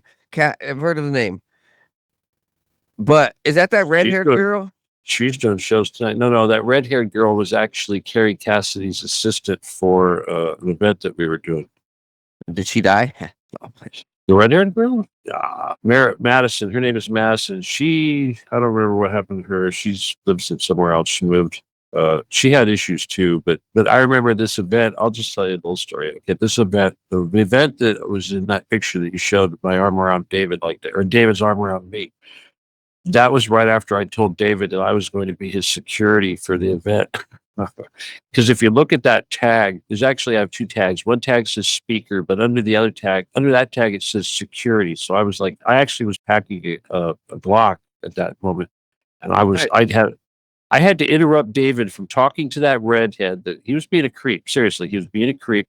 I come up to him because it was my job. Yeah, I was being security, right? Fucking here, David, look at me. I come up to him at this. We were at this hotel where the event was at, and he's in the bar talking to the redhead, and I'm like standing there. David, I need to talk to you. David, I need to talk to you. He's like, yeah, whatever, yeah. He wouldn't stop talking. I hate that. That is so unprofessional when somebody won't stop talking. I mean, a professional speaker knows not to do that. You got to acknowledge everybody around you. You can't just ignore everybody and talk to one person. Really rude. Anyway, I finally interrupted him and said, David, listen to me, David. It'll only take a second. I'm going to be your fucking security. My job is to kill anybody that tries to hurt you.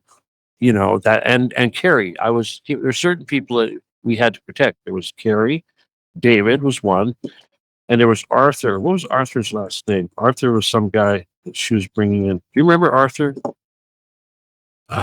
Probably not.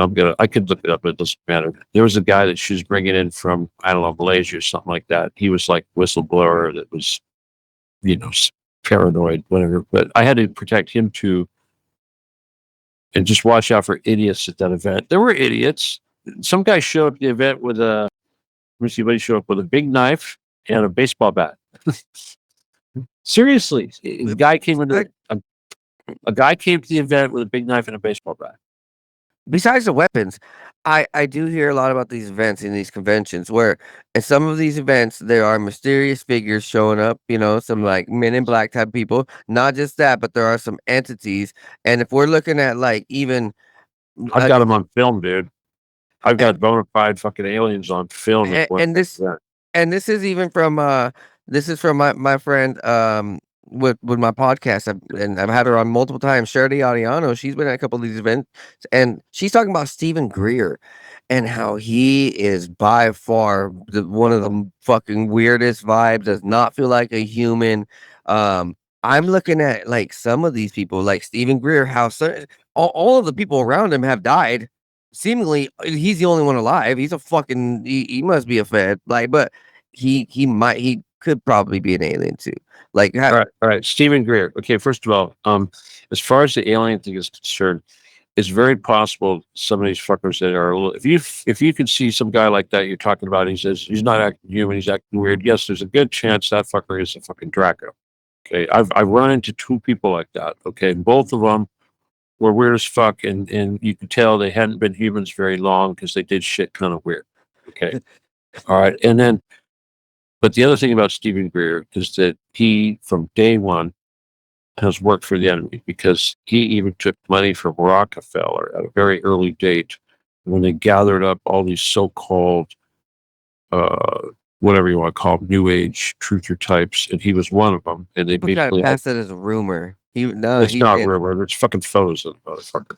Okay, there's photos of him. He's been a fucking con since day one. He's always dirty reptilian slimy lizard. Yeah, well, David is kind of up in that category, to be honest with you, but God rest his soul. You know what? He shouldn't have just talked to me. All right, let me just tell you this, okay? This is more important, I think. When Sean David Morton died, he had throat cancer, and I approached him and said, "Dude, I'll work on you. I'll do healing if you want." And he said, "Yeah, you know, he could talk, he could type. All right, he could type." And I said, "But here's the thing. You spent your whole life lying and saying bullshit, and now you've got this ridiculous throat cancer." I said, "Part of your healing is going to require that you actually have to tell the truth, and I'd like you to come on my show and do that." Anyway, he wouldn't do it, and instead he went on Kerry Cassidy's show and spewed a bunch of bullshit. And died so eventually. Okay, so I would have said the same to you, David. I would have said, you want to save your life, you want to save your future, you want to have a future, you want to lose the guilt of having spewed all that bullshit for your whole life and have nothing to show for it. Join me, join my cause, lend your voice, your however many thousand followers you have to my cause, eat a little crow, admit that you were fucking lying, and join me. And yeah, sure, he would have lost Kerry Cassidy, and most of his fucking followers would have fucking blown fuse and thought he's gone nuts, and that the CIA took his brain or some shit. But no, that would have been his salvation. Okay, seriously, any one of these fuckers, I will say that to any one of these assholes out there. I said this to Craig Sawyer. Okay, Craig Sawyer, he's a killer, awful person. I told him the same thing. I said, "You join me, all will be forgiven, and I'll protect you." Hell, if fucking David had called me, he'd be sleeping on my fucking couch. You know, seriously, we'd be feeding him. We'd be getting him fucking money. We'd find out what he owes. We'd help him sell that fucking property. We'd take care of whoever was causing problems, like his fucking wife or whoever the fuck was causing problems. Now, if he owed $1 million for some bullshit because he conned people and got screwed, well, that's called bankruptcy, dude. And if your ego is the only thing keeping you from doing that, my God, right? I mean, he must have had some value still, you know. And to me, yeah, that value was, say, oh, I don't know, telling the truth and helping me with the only mission that's going to actually save the earth, instead of being a fucking loser trying to take people's money like all these other idiots for all these years, like Corey Good is still trying to do. I can't believe he's still on the internet. There's a lot of people who have a hot minute of flash and some people get banned, some people die out. Right. Just today, that's them right there. all right, let me give you an example of bullshit level. All right. Just today, Carrie Cassidy does a show. All right. Again, you don't know Carrie Cassidy, but trust me, she's higher up than David Wilcock. Okay. Anyway. And who does she have on her show? She's got Karen Ann McDonald. Now, if you don't know who she is, she's like another old timer from, back in the day, but she's another bullshit artist who calls herself the clan mother, who says originally she was all about, That's a cultic. yeah, whatever, saving children who have been abducted in Canada. Oh, so she traffics children then. No, she's not trafficking. She's some queen, but she's whatever. She thinks she's a truther. Anyway. Hey, a lot of those people who say that they're just saving children through those organizations like Ashton Kutcher. Obviously not. Well, the point is that I turned on her damn stupid recording to listen to what she was talking about because people told me she sounded like a retard. And the first thing I heard out of her mouth after coming to the point, sticking on a random section of the recording, was her talking about super soldiers and Casbolt, Michael Casbolt. Or whatever his name, James Casbolt, so-called super soldier that fucking went to jail and whatever, and his buddy Max Spears, who died of, black goo, whatever, in Poland, who both those motherfuckers were involved in a fucking event that took place in fucking Vegas over there in Henderson, okay, the famous super soldier abduction at Henderson, Vegas. You ever heard of that story? And coincidentally, if you're going to talk about death, let's talk about James Rink, the other big name that just died here recently. Okay, did we all forget about James Rink? These guys are all connected. Let me tell you something about James Rink. Listen, let me tell you something. Okay, James Rink had this thing called the cube. You ever heard about it? Which type of cube? I don't know. So some kind of alien shit. He's been pushing that thing for some time. I think. Well, the last time I saw James Rink, his cube got stolen.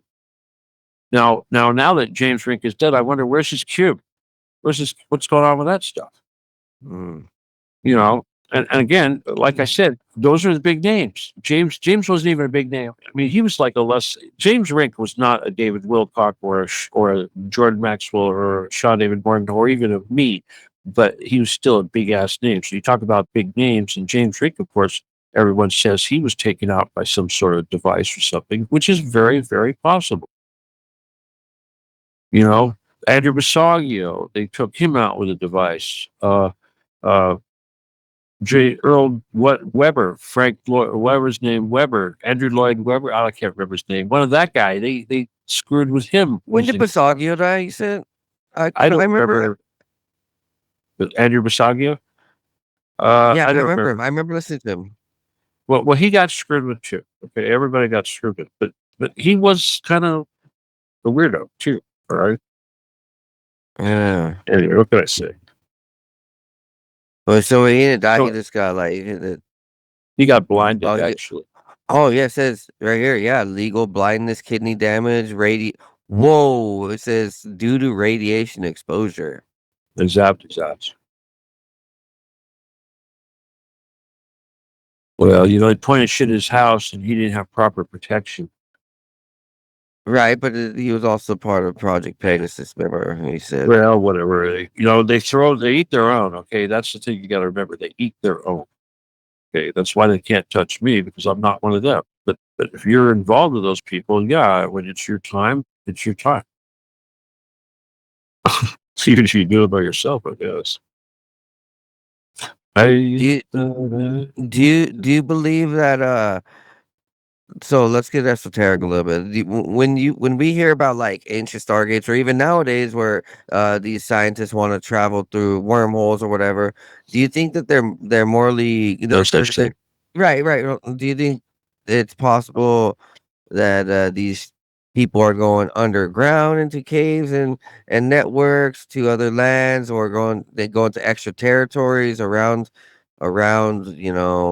extra territories and small extra territories, or another world, go to space? What is your I already told you what I thought. I thought that several of them getting shipped off to Area 51 type places, That's a for sure.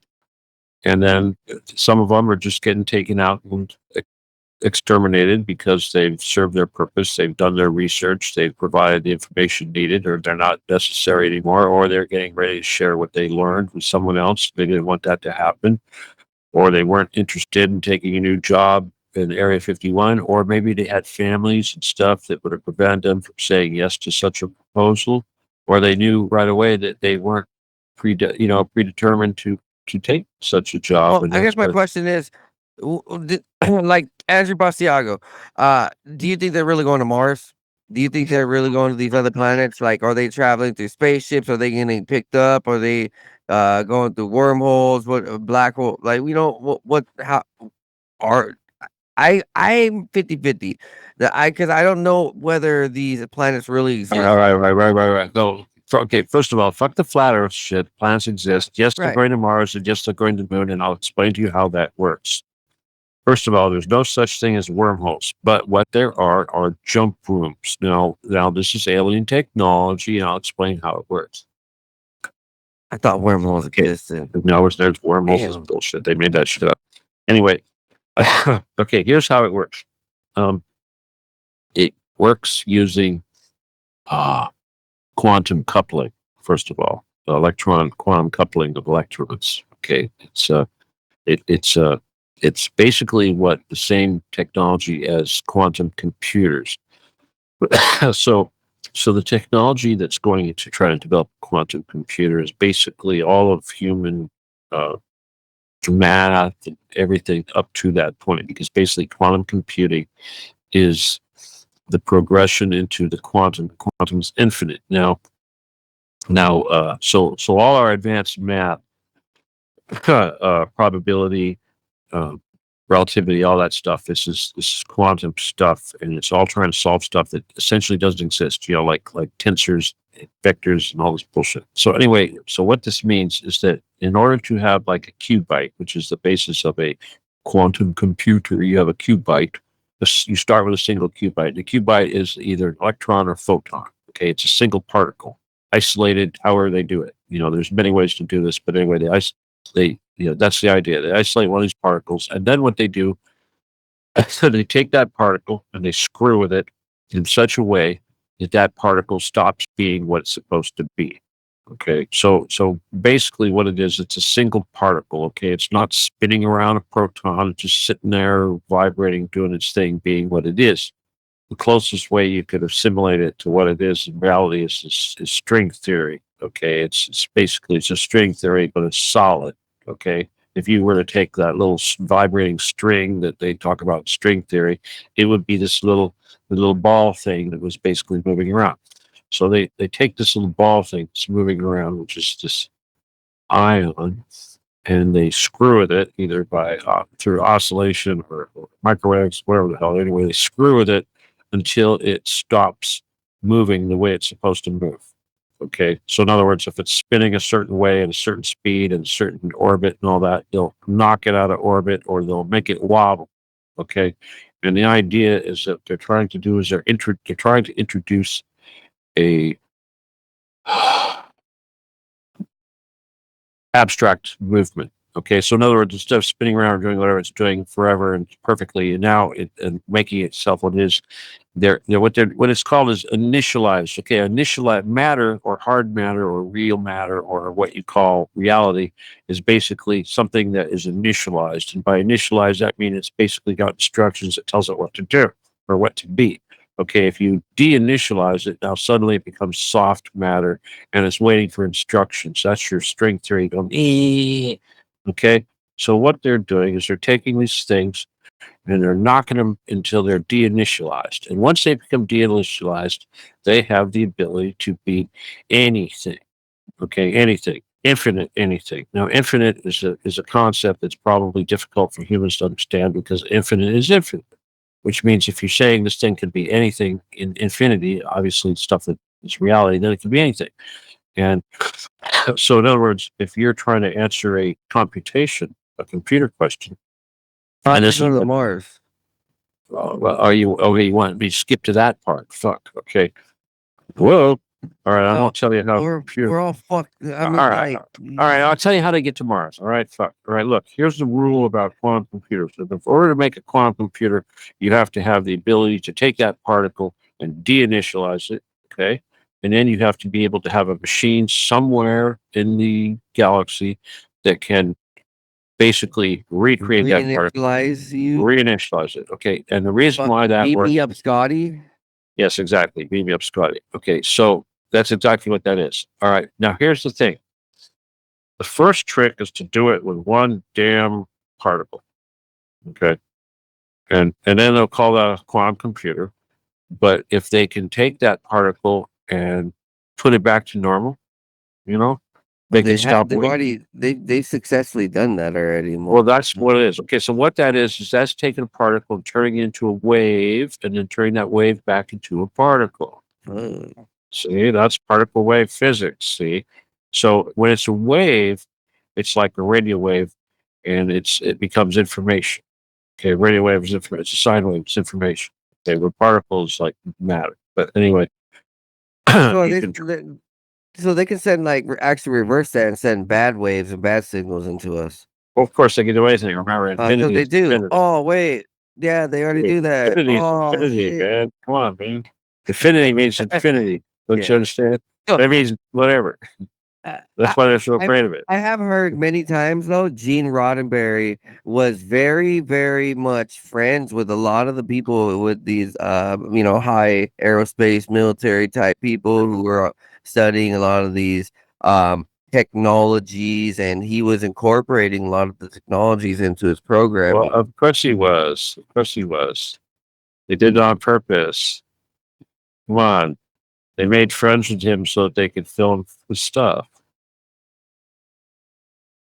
They still do that. They did that with whoever. Take the pick. Star Wars. Star Wars. What's his face? People like to talk about not Francis Ford Coppola, but the guy. Oh, the moon landing.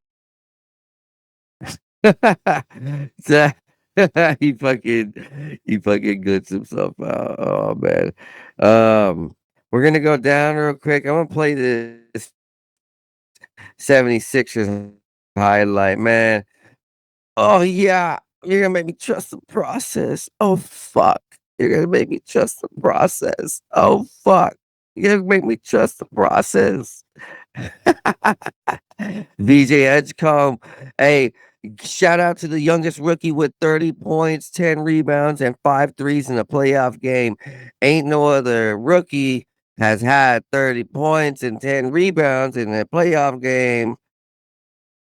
I believe since Magic Johnson. He was he's been the youngest since Magic Johnson. That's fact. Yeah.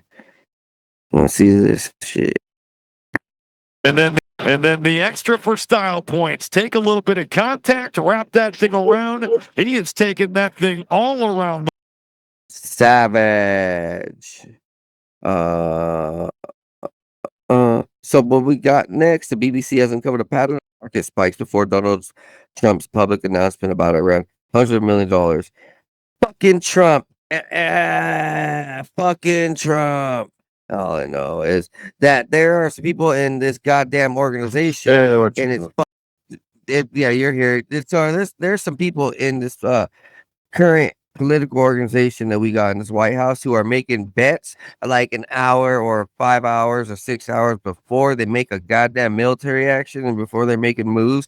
And so there is clear evidence of insider trading within the White House, and these guys are fucking stealing our money, selling us to the Jews, fucking ruining our country, making the whole world hate us. So yeah, fuck these guys. Yeah, Guys, for real. fuck these guys. Dude. Hey, but there was a cool gathering yesterday for 420.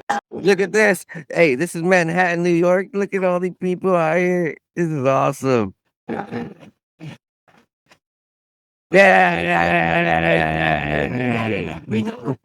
Everybody's high. It's having a good time. Ain't nobody fighting. Look. Hey, ain't nobody thinking about bombing children here. So reach Siegel in New York.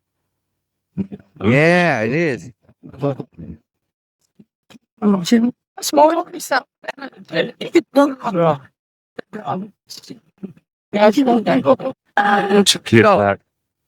This is a good time, guys.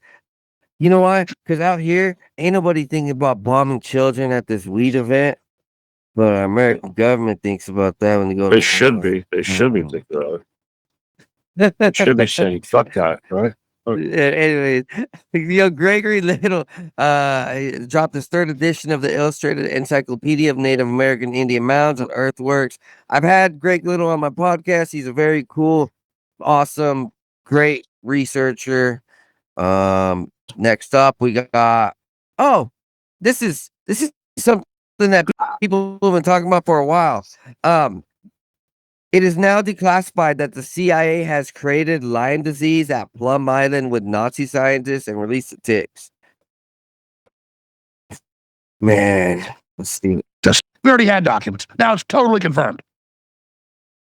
What type of government pulls crap like that? You know the people I know who had their lives devastated by Lyme disease? Actually, no. So I know I have a buddy. It's tick-borne syphilis. That's what it is. They just don't freak you out when they tell you that. Eat your joints, eat your organs, eat your brain.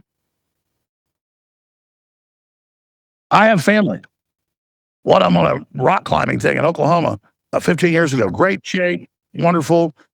Got Lyme disease, didn't know it for about a year, went undiagnosed. By the time it took them 6 months of antibiotics to get rid of it, ate their joints and had an effect on the brain because it's weaponized syphilis. Syphilis will do that to you. Yeah, you don't just get syphilis in the old days from a prostitute. What? You get rot holes all over your body and bloody holes in your hands. That's old-fashioned. Lyme disease is weaponized, so it doesn't show up on the surface as much. It shows up internally. What the fuck? Got the declassification right here. I could spend an hour on that just to show you. If you think the government was evil back then, or compartmentalized groups of it, imagine how evil it is now. Oh shit! Man, Compartmentalized groups, my ass. Yeah, I don't know Lyme disease kills you from the inside like that, but I do have a friend, and me and him talked extensively and about his Lyme disease and how to cure it and how to treat it. He has actually found remediation and probably soon there's going to be ways to combat it and probably just eradicate it from the body. Hopefully, that is fucked. Oh, CRISPR. But what we want to know. Oh, fuck yeah. CRISPR has already over in Japan removed like autism or some shit. It's fucking weird. Yeah. Autism is from vaccines, so no vaccines will remove autism. Come on. I don't know what they said. It was vaccine to remove vaccine produced. All right. This is interesting right here. This is a pyramid, one of the old ancient archaeological structures. What we're seeing is something far greater than what we can produce these days. I think once we understand our past, we will truly go forward. Nick Shirley is currently being outed and wanted in California because he's trying to expose them and their corruption and their mafia racket, mafia protection racket. Shirley. You know what? He's out in California in my neighborhood. The motherfucker doesn't come and see me, dude. Seriously, if this guy was serious about doing some shit, he would have looked my ass up. I mean, fuck this little pussy. Seriously, Nick Shirley, my ass. All he wants to do is make fucking views on YouTube. This motherfucker doesn't know shit. If Nick Shirley knew shit, he's the type of corruption that he's talking about with his stupid Somali crap. That's whipped up by the fucking government. That's crap. Now he comes out here supposedly trying to attack Gavin Newsom. You know what?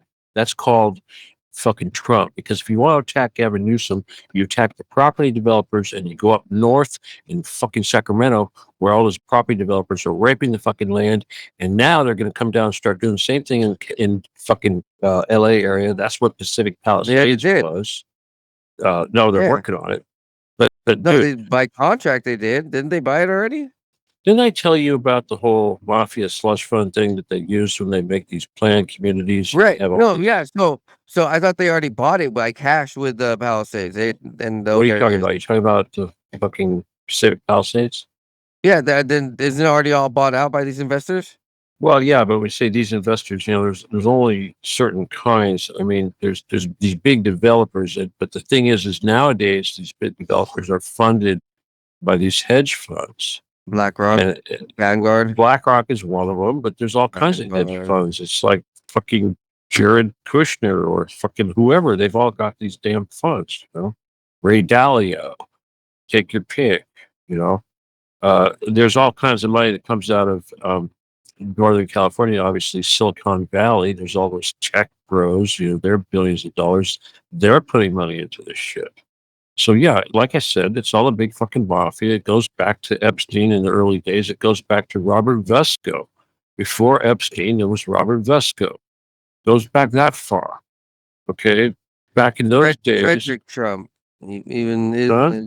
Frederick Trump has nothing to do with shit. Trump was just a fucking peon. Okay. No, but wasn't his uncle like a pimp and a prostitute of brothel? That's fucking have nothing to do with Robert Vesco and the mafia. I mean, the only connection that Trump had, a brothel kind of does sound like mafia connection. dude, all right, look, he worked for his granddad ran a house of prostitution in the Yukon with a Rothschild. Okay, so yes, the Trumps and Rothschilds were closely connected. That's where he made his original nut, and he went back to New York and became a slumlord and made the rest of the money, and that's where Donald Trump got all his money.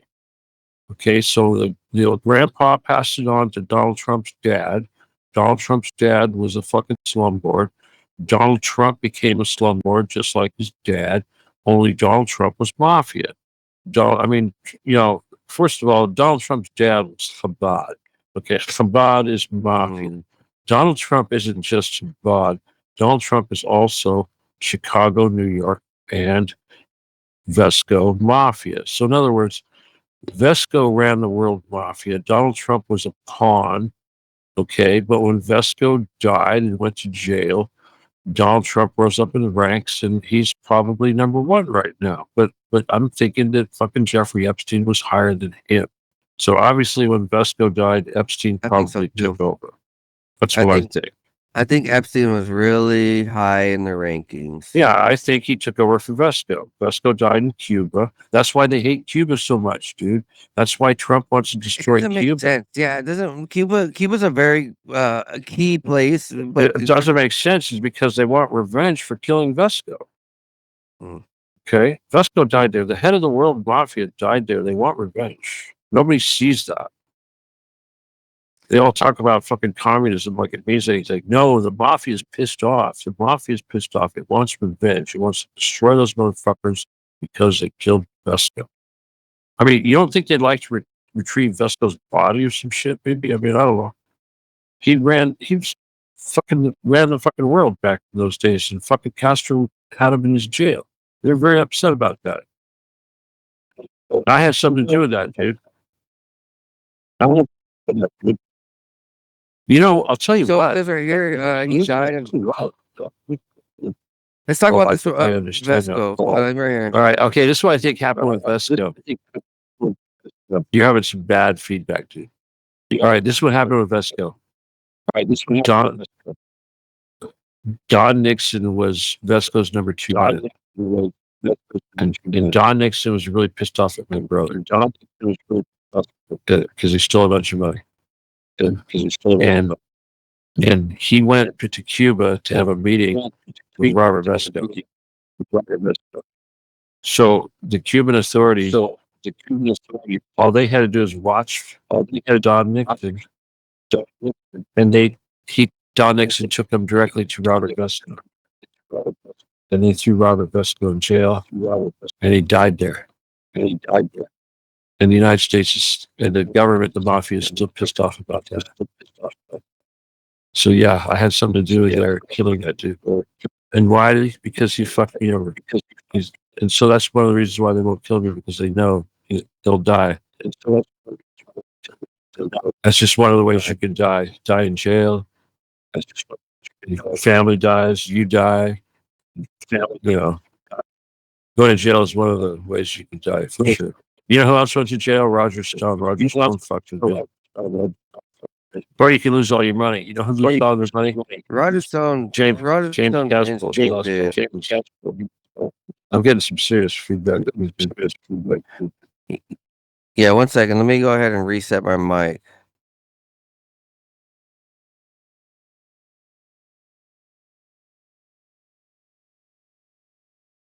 Bam. How about that? Is that better? Echo. Yes, fine. Oh, there we go. Yeah, it even showed up laggy from my end.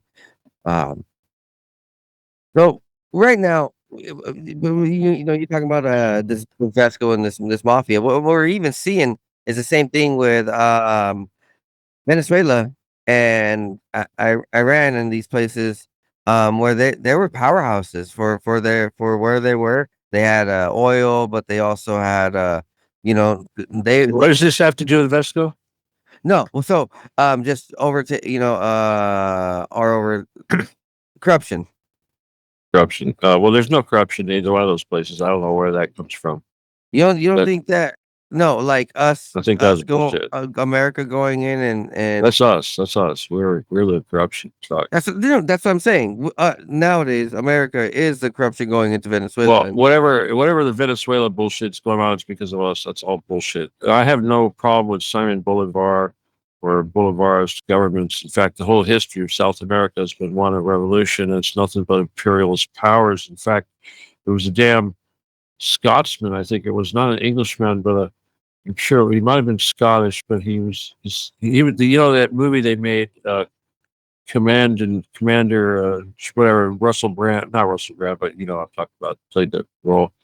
Yeah, there was a daring Englishman, sea captain, that basically was responsible for liberating most of South America, the western part of South America. Yeah, like after the 1300s, Captain, commander, something like that. after the 1300s, it seems like South America became a different world.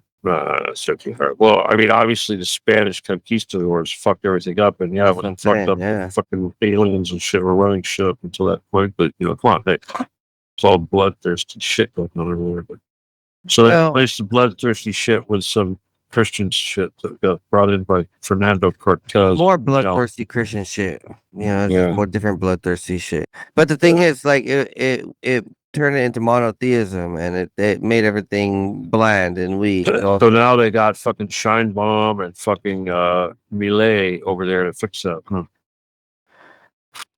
No, yeah, well, Sheinbaum seems to be against the Zionists a little bit. But Malay seems to be one of them, where How do you figure that Shine Bomb is against the Zionists? Where do you get that? She's against America.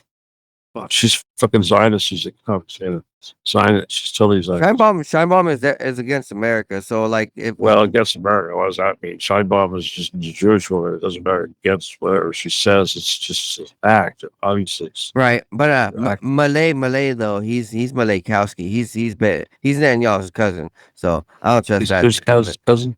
Netanyahu's. You think he is? Well, I've never heard that before. Netanyahu's cousin. So, yeah, there's a little actually family tree I could show you. Malaykowski is like that's interesting. That's interesting. Is their original name? It's their grandfather's name, and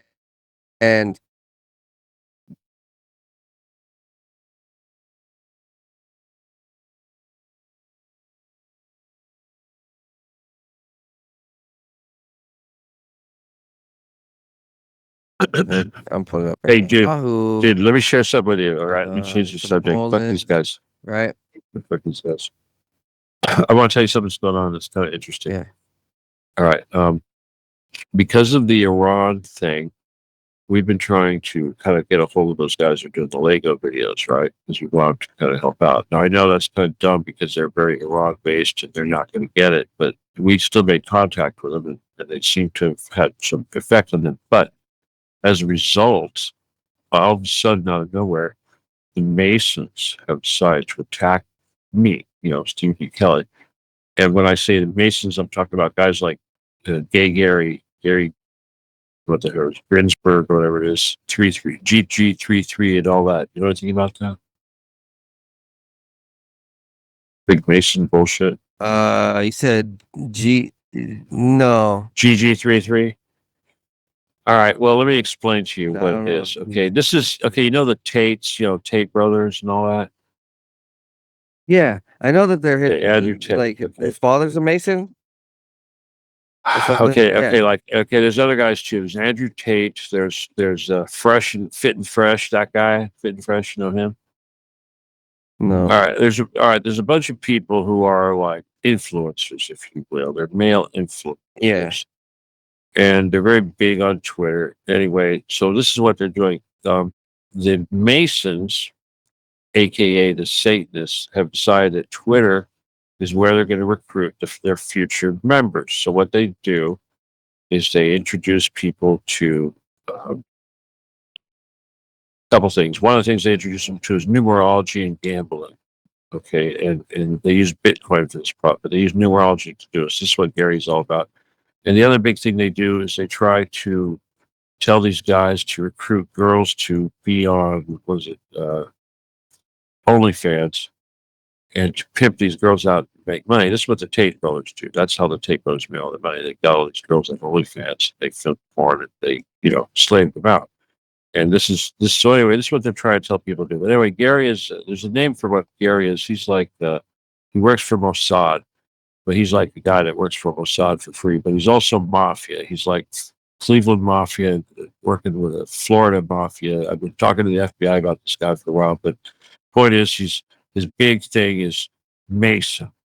Okay, he's also big in gambling and Bitcoin. But Masons use this shit to launder money. And he fucked with me. The Masons fucked with me when I was on Twitter. And Gary started talking shit because it's been 2 years since I was kicked off of Twitter. But I was kicked off of Twitter because of Jew shit, not necessarily because of him, but he's trying to take credit. He's trying to claim to be some badass psychic warrior and all this shit, as if to suggest that he fucked with me in the spirit world. Anyway, I got word about that and, obviously let people know that I'm alive and well, first of all. But it turns out that one of the reasons why we think that he became all vocal all of a sudden is because of the Iran war bullshit. Because the Iran war bullshit, I used to be on Iranian TV, Press TV, every single fucking day. Okay. Anyway, so that is considered like treason, if you will. The FBI was at my front door. Let's just be like, fuck these guys. Fuck these guys. All right. This is a picture showing them. So they're Jews. Yeah, they're all related. They're you know why they're related? Because it's incest. It's incest. No, I'm not saying Jews, but I'm just saying these guys they're all into the incest. No, you said that for sure. They're inbred, dude. They're all inbred. They are. And it's been that way for a long time, too. They even admit it. Fucking strange. Look, yeah, they don't do. get it. Look at the Rothschilds. They're all inbred. Oh, like fucking 70% of them. The royal families are all inbred. The reason why they're all inbred is because everything goes down through the women, and they have to marry one of the women. It's just like royalty also runs through the women. If you want to have a royal name, you want to have royal blood, your mother has to be royal. Because if your mother's not royal, you're not royal. So if the baby's not royal unless the mother's royal, a commoner cannot produce royal babies. This is something they don't tell you. Okay, because that would go against what you're being told throughout your entire life, that the king is important. The king's not important. It's all about the queen. I thought it was. It's always been that way. Same thing with all other people. What are you, a communist? The same thing with Jesus. Okay, Jesus had a wife. Her name was Mary Magdalene. She was of the house of Benjamin. Okay, she was high-ranking nobility. Same thing with fucking Moses. Moses had a wife also. She was also, I believe, of the house of Benjamin. She was high-ranking nobility, but she wasn't the house of Benjamin. She was actually a Babylonian princess, okay? So in other words, this shit goes back. The Roman shit goes to the Greek shit, which goes to the fucking Egyptian shit, which goes to the Babylonian shit, which goes to the Phoenician shit, which goes to the Lemurian shit, which goes to some shit that happened way, way before the Earth was created type shit. Okay, this is how bloodlines work. So if you follow bloodlines back, you're going to get to Adam. Okay, and when you get past Adam, you start getting into, aliens and shit. Okay, Lemurians and shit like that. All right, but these people who are all royalty, I've seen it before. Because I've known royalty. Elohim, that's a whole other fucking thing, and that's fucking mixed. That's war. The gods. Well, that has nothing to do it. Nothing to do with it. Well, that's fucking Jewish bullshit. That's Jewish bullshit. It's irrelevant Jewish bullshit. Okay, that's irrelevant Jewish shit. Okay, so bloodlines. We should say with God. The gods were before us, though. No, come on, forget this Elohim shit first. No, well, fuck calling him Elohim. That's right, Nephilim, Elohim, whatever. Who created us? The fucking all right. Again, you want to get into that shit. You got to learn Gnosticism and shit too, because you got to understand how the system works, and which is incidentally brings us back to David Wilcock, because he was one of the few people on Earth that I can say in memory that ever mentioned the fucking densities. And if you don't understand the densities, you can't understand who made us. Hierarchical. What the fuck does that mean? Energy and souls and spirits. Energy and souls and spirits. What the fuck does that mean? Doesn't mean shit. Entities. Yeah, no, we're small. None of that shit. I just said densities. If you don't understand densities, all this other shit is just bullshit words. Okay, and David, like I said, was the only person on Earth besides me that I've heard of ever talking about fucking densities. But that was a long fucking time ago. Okay? Period. Now, because nobody talks about densities, that tells me everybody's fucking retarded. They talk about dimensions and they use fancy words like you're just using, and it doesn't mean anything. If you don't understand densities, you don't understand 3, 6, 9. Okay, remember what Tesla said? It's all about 369. Yeah, it's not Fibonacci sequence. Fuck, 369 has nothing to do with Fibonacci sequence. That's a whole other fucking thing. Okay, 369 is a single fucking thing. Okay, single fucking thing. It's everything. It's everything. It's a fucking trinity, dude. Come on, it's reality. Fibonacci sequence has nothing to do with it. That's just fucking geometry. Fuck. I mean, it's like you go learn sacred geometry. That's a whole other thing. That's like the Star of David. That's just sacred geometry. All right. It has nothing to do with sacred geometry. 369. 369. We live on 3. What? Tell us about densities. Okay, densities. You got top 3 densities are the Trinity. Top 3. Trinity. 9, 8, 7. 9, 8, 7. 9 is the top. 9 is the Creator. 8 is the Holy Spirit. Below that is the Masters, Jesus, and all those guys. What is it? 6, 5, and 4. That is angels, heaven, demons, in that order. Okay, angels are 6. That is the top 4, 5, 6. Okay, that's 369. Okay, you see how they say 3, 6, 9? They mean they use the top of the 3. The 3 is the top of the 1, 2, 3. We don't care about the 1 and the 2. We are the 3. The level above that, the angels, is a 6.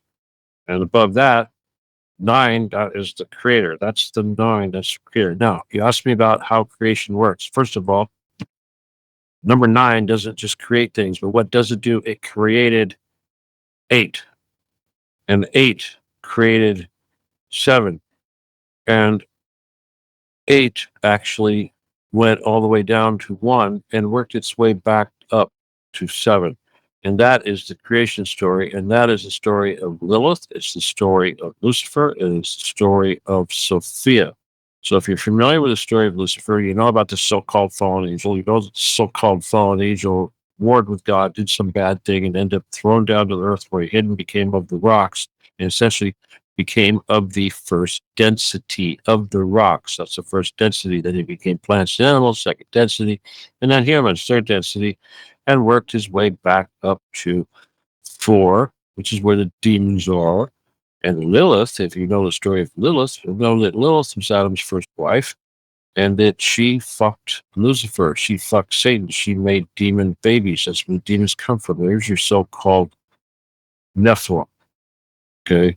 And because of that, process. She was cast into the ocean, became a demon, and that is part of the whole creation story. And she was released during the fall of Adam and Eve, and she is the one that brings upon us today the killing of the children. The killing of the children, the sacrificing of the children, that's not Satan, that's Lilith. That's what Lilith does, because when Lilith got cast in the ocean, it was because she refused to fuck Adam. And when she refused to fuck Adam, God sent the angels, and the angels started killing her babies, and she said she would kill all the babies as revenge. Okay? And that's why they killed babies. Okay? And Lilith is that little girl on this cup of coffee when you buy Starbucks, and she's got the fishtails. That's Lilith. Okay? Lilith's a very angry woman. She's been scorned since a long time. And you know what? You know how creation works? Everybody goes back home. So guess what? Even Lilith gets to go back home. Now, I know that part of my job with this whole Occupy the Getty thing is eventually, when we take care of this one bunker, we're going to have to deal with all the other bunkers. And we're going to have to deal with all the fucking aliens and the fucking demons and shit. Eventually, we're going to get to Lilith. And guess what happens when we get to Lilith? What do you think happens? No. Fucking beat her ass to smithereens. You mean like a video game, the final boss? Fucking send her to hell. Send her to hell, toss her in the lake of fire.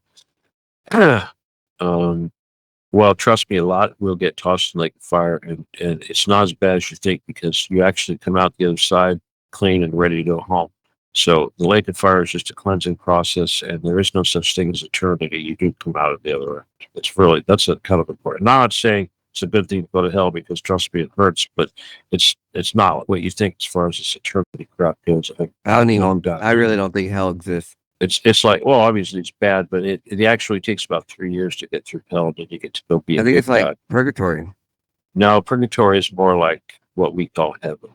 Purgatory is like, actually, they got it all screwed up. Purgatory is what actually the fifth level density is. Okay, hell is the fourth level density. Hell is where you go if you're one of these people that sucks in more energy than you give. Hell is McDonald's. Hell is McDonald's, it says. Yeah. Hey, no, it's like remember, the golden ball, the golden arches of ball, the golden arches of ball. There's golden arches, they be chopping the babies and throw them in the food. Bad service. No. Burgers. Hell is what they're trying to make this like. That's what that is. Come on. Oh, look at that. It's almost 1 o'clock. Hell's the fourth density. That's where the aliens eat people all day, and there's nothing you can do about it. That's why the show for another day. But I think we've had a great time wrapping up right now. We did good with this UFO paranormal. Oh, I do. I want to tell you one more thing real quick. We're making a video game, and which is funny because I just saw today when I was looking up the David Wilcock crap. I looked Corey Good up, and Corey Good says, "Yeah, he's making video games and comic books." I was like, "Really, fucker?" It's like, "Oh, you're making video games out of your Blue Avion crap." But anyway, yeah, we're making a Getty video game, dude. It's badass. And let me tell you something about this shit. Because this is where AI comes in. All right, this is crazy shit. You know anything about in the video game? Yeah, we're gonna have all that crap, dude. It's gonna be like combination of Doom and Grand Theft Auto and what's another one? Call of Duty or something like that. One of those guys, it's gonna be a first person POV, first person shooter, kind of open world, underground.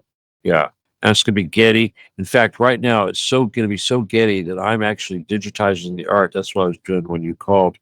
We found a program, dude. Blender. You know anything about coding and shit? No. I don't code. You play video games? I do, but okay. What? Just give me an example of video game you play. Monopoly. No, I'm Halo. Right. Battlefield. Okay, Halo. That's probably Battlefield. Halo. That's Unreal Engine or something like that, maybe, right? Yeah. Okay. Well, we're doing 2.5D. We're using Blender and Godot, GD script. I believe it is a big. It's like basically you render the images, you render the maps, and then you write the code to tell everything what to do. That's how you build a game. That's But sick. only, yeah, I'm building a Getty one. In fact, I've actually got maps. I've made Saving, Getty you mean maps. saving children? We can't do saving children because then that's not going to work. And there's no saving children. Come on, don't get this saving children bullshit. That's what the propaganda is. Come on, propaganda. The whole the game is to basically get to the elevator at the bottom of the basement, and then eventually, we decided it was actually too much to do first round of the game. We're going to have the first round. Once you get to that, then you go to the bunker. But no, you can't save children. We're going to have dolls instead of children. Fallout 3 had children and bodies in cages when we're going through the wasteland and they're slaves. Yeah, children and bodies in cages. You think I should do that? Huh? Bodies of children. No, dude, we can't do shit like that. All right, seriously. We can't have bodies of children. We can't have children in cages. You know what we can do? And this is what we are doing. We're going to use broken dolls to symbolize children. There you go. But what we can do, and it's like Bioshock. It's like Bioshock today. I don't know what Bioshock is, but we're going to have like celebrities like Donald Trump, and we're going to have people. We're going to have all these fuckers. Jeffrey Epstein. We'll have him there and everything. We'll have we'll have everybody, and they'll be down there molesting dolls and shit. If you, this sounds like the game that you should research to get a glimpse of where you're going. Bioshock. So where I'm going. This is my life, man. This is my game. I'm making my life, dude. I get you. No, so the weapons, everything. The conspiracy behind Bioshock is that it's a very, very interesting game. It goes that it's going underwater to an underground city that the elites are building. So the elites build a secret underground city where they're hybridizing and testing on children, testing on their people. They're all druggies, they're all chemists. All right. I got one question for you. You can look this up if you have a phone and you got Grok. Real quick before we end the show, you can look this up for me, okay? In fact, you can do it right now if you want. All right, Bioshock. First of all, how many variants came out? Bioshock 1, 2, 3, what? Like 3. 3. Okay, Bioshock 1. All I want to know is how much did Bioshock 1 make first year? And then I want to know how many people it took to make it. And I want to know how long it took them to make it. And I want to know what engine they're using. But those are the first questions. First question is how much did they make in the first year? Okay. A lot. Tell me what it is. Tell me what it is. Unreal Engine. So they use Unreal Engine. Okay, there you go. That costs money. Works great, but it costs money. We're not using Unreal Engine. We're using Godot, dude.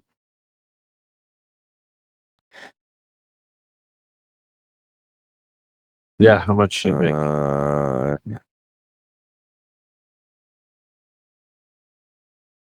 The other thing is like, who made it? First of all, was it a big corporation that made it? I forgot. Take-Two Interactive. Take-Two Interactive. Is that an independent label? Probably not.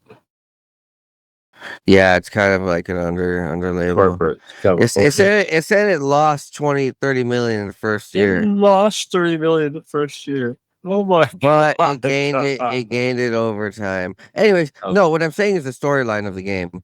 The storyline of the game is very interesting. People were like, dude, is this it lost money? And then it lost money. It lost it was too ahead of its time. No, because they did it wrong. That's why they did it wrong. But yeah, the story was crazy good though. Well, it wasn't. My story's crazy better, and it's real. And everybody knows it because they know me. Anybody that knows the Getty thing will know this and will want to do it. It's already going to be viral, dude. See, you're going to be besides, you know why? You want to know why that fucking game died?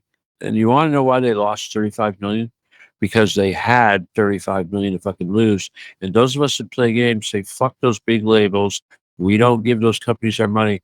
We go to independent little guys like the guy that made Schedule 1, which was one single man, and it took him however long to make that game, and he made 100 million the first year. Okay, first year. What's Schedule 1? Schedule 1 is one of the more popular games on Steam. So even a bad game on Steam still makes money, usually in the millions. Cool. Okay. Yes. Yeah. Yeah. So I plan on being on Steam, and I don't plan on having a bad game. All right. Yeah, I plan on having a fucking viral legend of a fucking. I didn't know what you were making it on. Yeah, fuck yeah. I told you the Getty. It's based on the Getty. Only No, I'm not calling it the no, Getty. I meant like Steam. I didn't know what console or anything. But you make Well, obviously computer. Steam. Yeah, Steam is it. Computer. Yeah, if you're a gamer, you use Steam. I got an Xbox. I don't use. It don't cost that much to get on Steam, dude. It's only like $300 a year to get on Steam. Yeah, but do they have it for Xbox? Of course they do. Oh shit! You can get it on all the consoles. So I can Right. play. Yeah, you I can play the- games. Yeah. Anyway, we're gonna try to come out with this thing in as soon as possible, Jim. Really. You know what I mean? All right. Yeah. Hey, you know what? That sounds. Oh, all right. Here's what I wanted to say though. Here's the important part. You can do everything using AI now. Everything. Yeah. And now I'm not talking about AI art because I despise AI art, but you can take an image of something, anything you want, and you can feed it into AI, and that AI can be fed into your rendering program like Blender, and it will create an object that you can interact with in a game that looks exactly like the real thing in real life. You can populate your game with this shit, and it's like, wait, stuff you can do now? It's incredible. And trust me, okay, here's what I'm doing. We're doing a Getty game, right? And when this game comes out, it's going to coincide with the Getty closing down for a whole year for the Olympics. So we're going to take all the art, all 400 year. pieces of art. It's closing down for a whole year. Oh yeah, big red flag, huh? Yeah. That's Yeah. fucking. Oh, I forgot to tell you about that. Huh? That's weird. Oh, big red flag. Ooga. Yeah. Yeah, shit. hey man. Yeah. All right. Well, anyway, Thanks for this is where the dropping game. that on the podcast. Yeah. Well, so all that art's going to be moved downstairs. See, during that period of time, because they're going to nuke us. That's what their plan is. All right. So anyway, so the game is going to be about the art moving downstairs, and then all the art's going to be downstairs. And when I say all the art, it's all I'm going to have exact replicas of all the art downstairs, and you're going to fight amongst that shit, shoot holes in it, everything. It's going to look exactly, and not only does it look, it's not like a JPEG. It's like 3-dimensional object with a frame and everything that you can move around, turn around, and shoot, kick. And you go down unlimited levels. Stack up. It's my game actually has 7 levels, not counting the actual Getty itself. But yeah, there's a tram level where you get off the tram at the Getty, and then after that, there's 6 levels of basement. And as they go down, the levels get really, really, really big. In fact, it's so big. My maps are so big. Oh God! It's like Red Dead. You gamer, you play Red Dead Redemption. That's Yeah, like a really big Red map. Dead. All right, think of the biggest map that you can think of. All right, here's the thing about No map. Man's Sky. No Man's Sky. Well, that's okay. You're talking about an infinite. It's not infinite, motherfucker. It's not infinite. Listen, come on, dude. All right. What my map usually in a map they have this thing they call map to map. All right. So like you have a big map and you go from this point to that point, and it's map to map. Or if you actually had to ride it, it's like, let's say if you're riding a horse and you're riding across the entire map of Red Dead Redemption, it takes a long time. Or you're in a car and you're driving across the entire map of Grand Theft Auto. Grand Theft Auto, exactly. It's going to take you a while. It's going to take maybe 10 minutes. But if you drive across LA in real life, it's going to take. It's still gonna take. It's going to take an 3 hour. hours. Yeah, Yeah, it's still exactly. gonna Right. take a That- long ass time. That's the point I'm trying to make. That's the point I'm trying to make. I'm making my map scale. And realistic. It's realistic just as for the game. I can't make it realistic because I'm making a game here. All right. Nah, you gotta include the homeless people with the poop. No, it's all inside the fucking bunker. There's no homeless people in the fucking bunker. There's only enemy that you have to kill. Seriously. And dolls, very sad looking dolls. Eventually when you get to the bottom floor, that's when you run into the celebrities and shit. But that's just a tease for the next version of the game where you actually go into the bunker.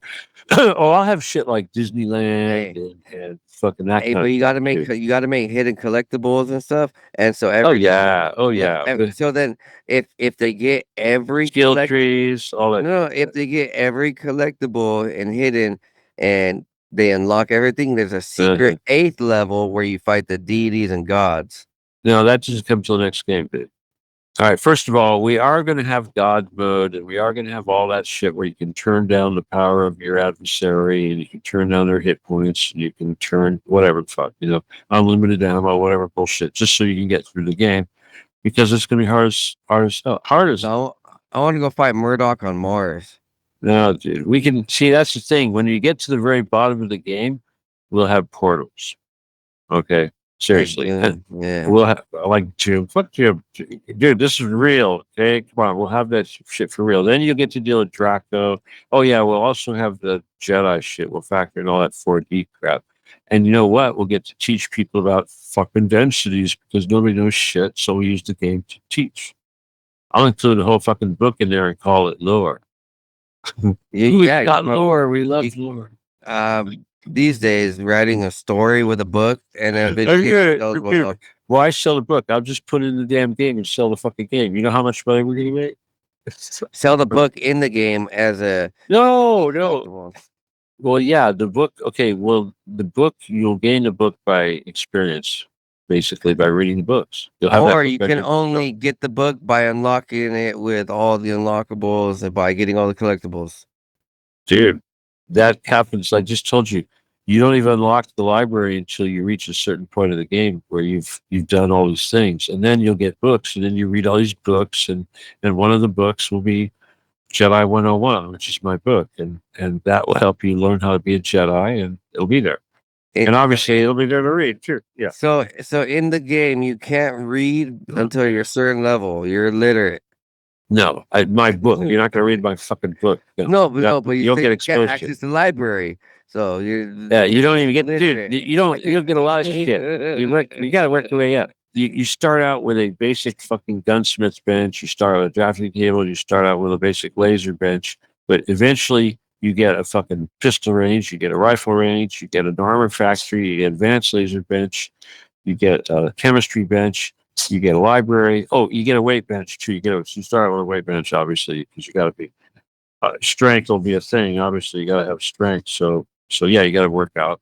So those will be the 4 things you're going to have at the beginning. But yeah, at the end of the game, you'll be making plasma beams, and you'll be stealing shit from the enemy, and you'll be coming back and tweaking your plasma beam and make it more deadly. Shit like that. But you got to have a skill tree.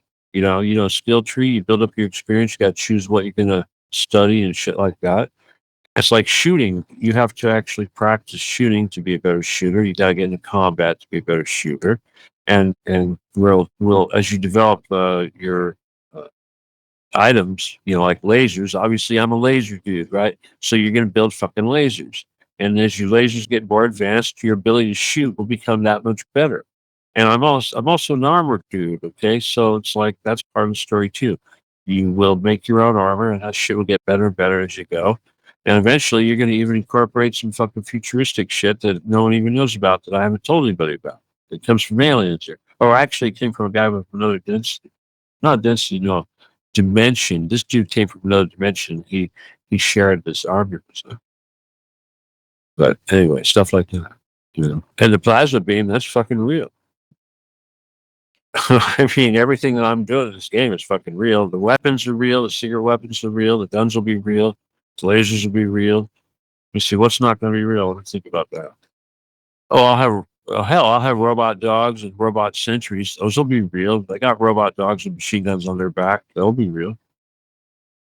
Oh yeah, biometric entry and stuff. That'll be real. Very interesting. Anyway, it's a bunch of shit. It's gonna if you play games, obviously fascinating. There'll be crafting too. Yeah, a little bit of crafting. And this is just the start of it. So I'm glad that we I'm talk about this now. And later throughout this year, we'll go ahead and talk more about your project. Even more. Well, obviously, well, as soon as I get my first 3 scenes done, I've got the guys working on. Well, let me put it this way. I mean, I had a couple guys. I got a guy in India and a guy in Britain, and they're working on. You need help? Hey, if you need, I need help. Yeah, I need voice acting. Why you want to do voice acting? Yeah, I won't do anything. I will. Yeah, if you want to donate your voice acting skills, you're hired. Okay, dude, seriously, I'm not kidding. All right, coolness. All right, but yeah, obviously there's going to be a lot of that. I know you want to go, but I was going to try to say, oh yeah, this AI shit. I know people hate the AI, but it's like everything you can do, coding doesn't matter what it is, AI will do for you just like instantaneously. So even rendering this crap. If for one dude, if my guy in Britain who's doing all my rendering, if I had to wait for him to render everything, it'd take forever. AI fucking does it almost instantaneously. I mean, well, no, it takes about 10 minutes. Yeah, it's pretty quick. Fuck, it's great. Dude, let me just, I made shit last night when we were doing these paintings for the Getty. AI And we were having creates some your issues. web pages. Well, no, I'm not talking about JPEGs. I'm talking about 3D interactive paintings that look just like the painting from the Getty. Exactly. High resolution, high def. That's very sick. And but here's the thing. The fucking company that made the software, we had some issue. We contacted them today and said, hey, what's up? And they looked at what we were doing and said, oh my God, how did you do that? I said, that you're not supposed to be able to do that. What'd you do? You know, so it's like we cracked this code. We're using 3D software to make incredible two-dimensional stuff. It's actually 3D. It's crazy. Interactive two-dimensional paintings of ridiculous. I'm serious. Every fucking 440 paintings at the Getty. We're gonna have every single one of them, and that's just the paintings. There's also the sculpture. We got that already. It's crazy. We're gonna have whole rooms of sculpture. And you're gonna walk around and shoot in these things, and you'll be when the bullets hit the sculpture, they'll break. When you shoot the paintings, you'll get holes. Well, What do you think people are going to do when they get a place like that? They're going to wipe that shit out. That's probably going to scare the crap out of the enemy. Getty. you got to make the whole building destructible. No, you don't. Are you kidding me? You can't. First of all, you can't carry that much explosives. And yes, you are going to have to carry shit. And you will have to carry explosives because you got to breach doors. You got to carry grenades. You got to carry stun grenades, flashbangs, and you got to breach doors. Sledgehammer. No, you're not going to carry a fucking sledgehammer. You're going to carry your emotion. Shit. Oh, well, you can. All right. I'll let you carry a sledgehammer. I'll let you. But no. Secret character. Okay. Going through concrete walls. The character needs to be able to go through concrete walls because it's going to be nothing but concrete walls.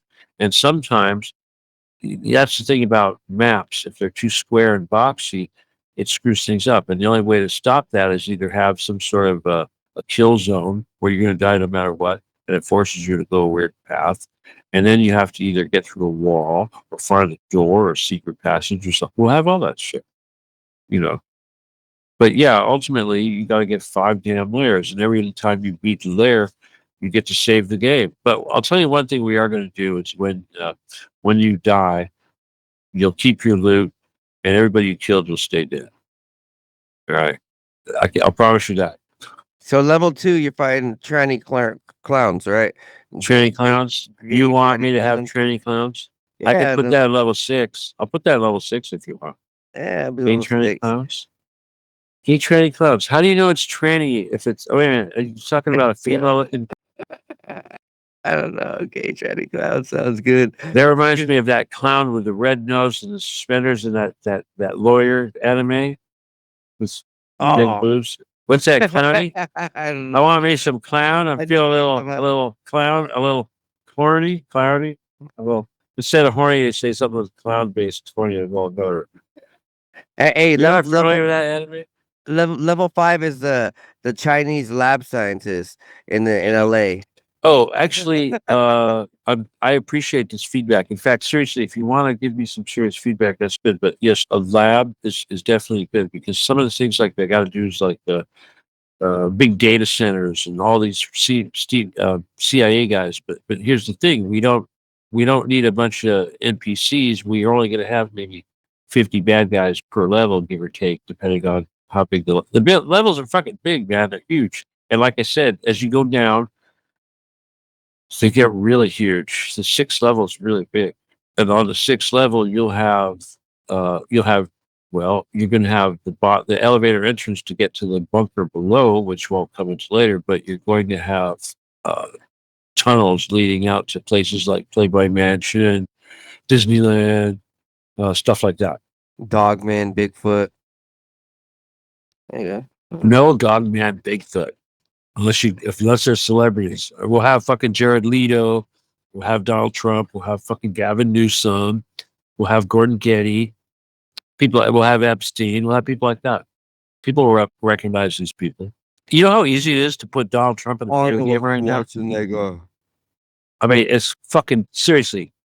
If I get 2 pictures of Donald Trump, I can put him in a video game. Yeah, he's easy to draw. He looks like a duck. Easy to draw, dude. If I put a picture of him, I can make a 3-dimensional Donald Trump that will do what I want. AI. AI. Yeah, you do have to use AI. Of course, you have to use AI, but you have to use Blender. You have to render it. You have to take that mesh. You have to create a mesh with basically polygonal structure to represent that thing, and then it has to be colored.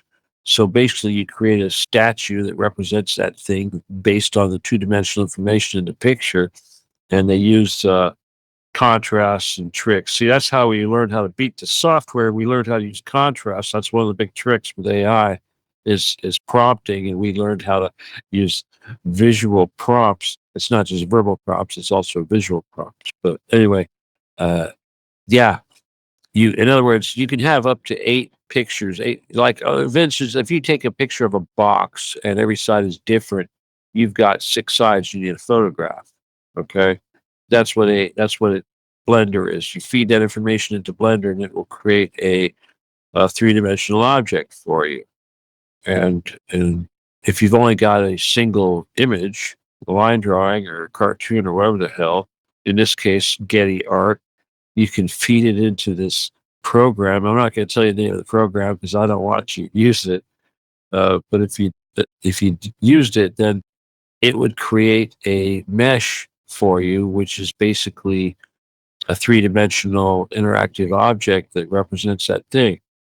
And it's pretty fucking cool. I mean, seriously, it's cool. It's fucking cool. You could create people with dolls, or you could create very accurate 3D representations of somebody with just a couple with facial expressions too.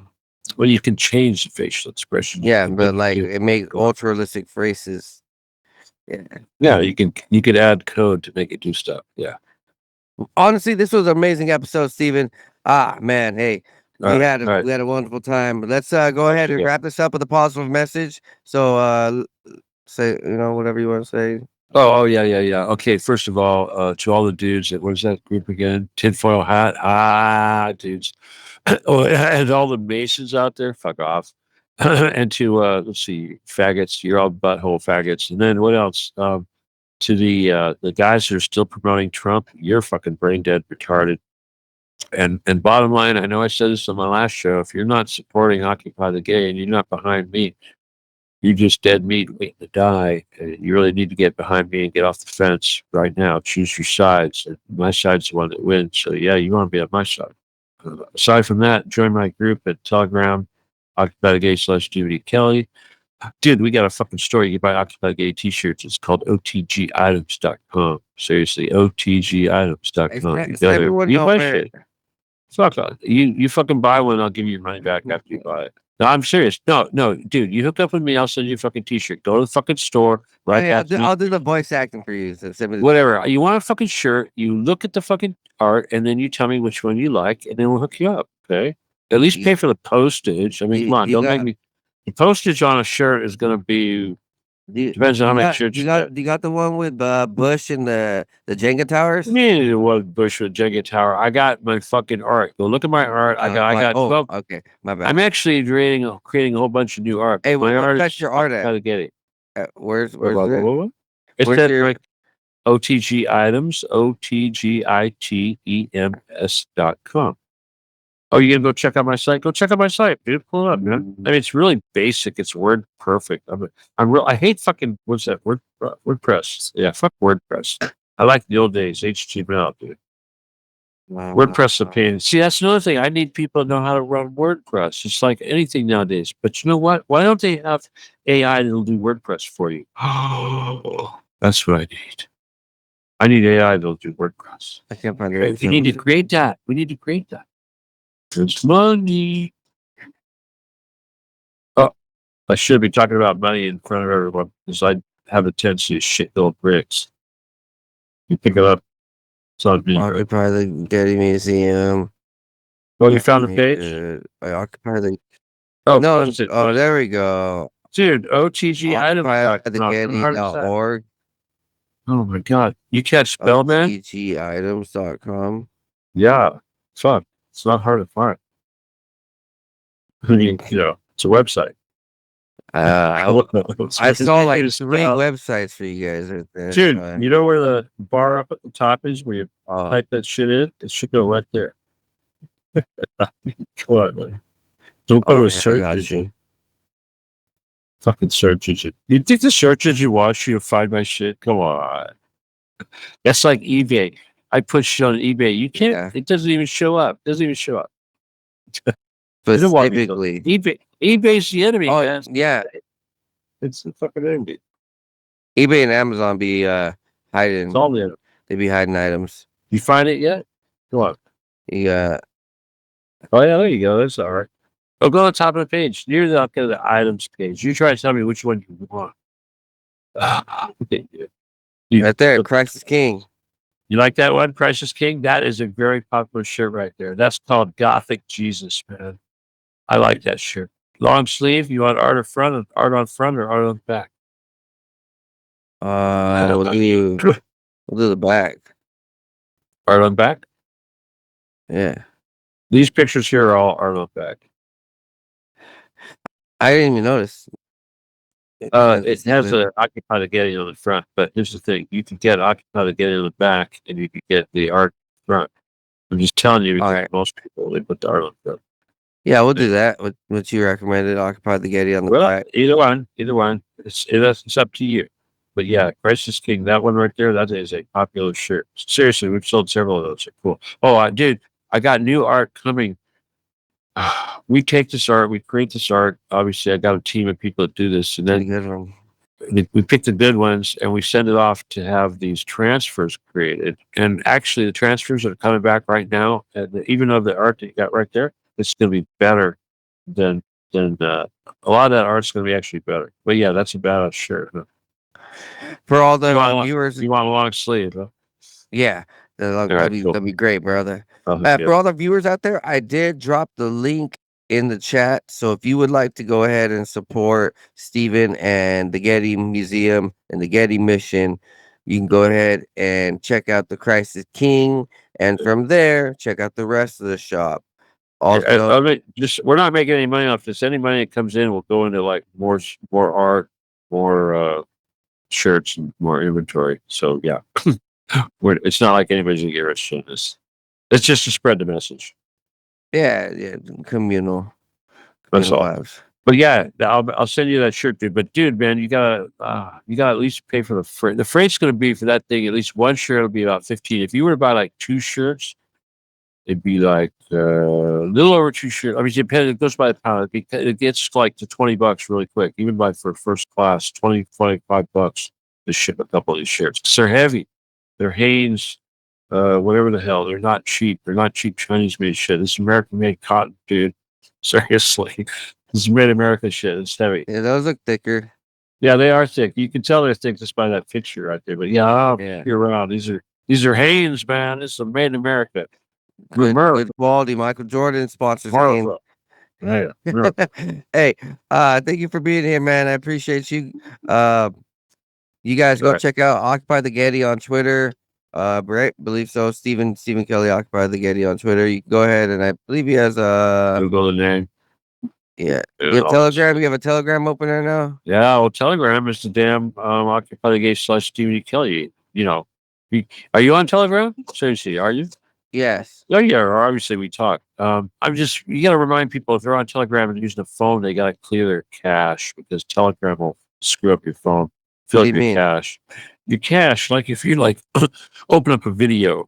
No, why would it screw up your phone though? Sorry. Because it's gonna fill your cache up with stuff and you won't be able, it'll clog your computer. Dude. There's apps you can download.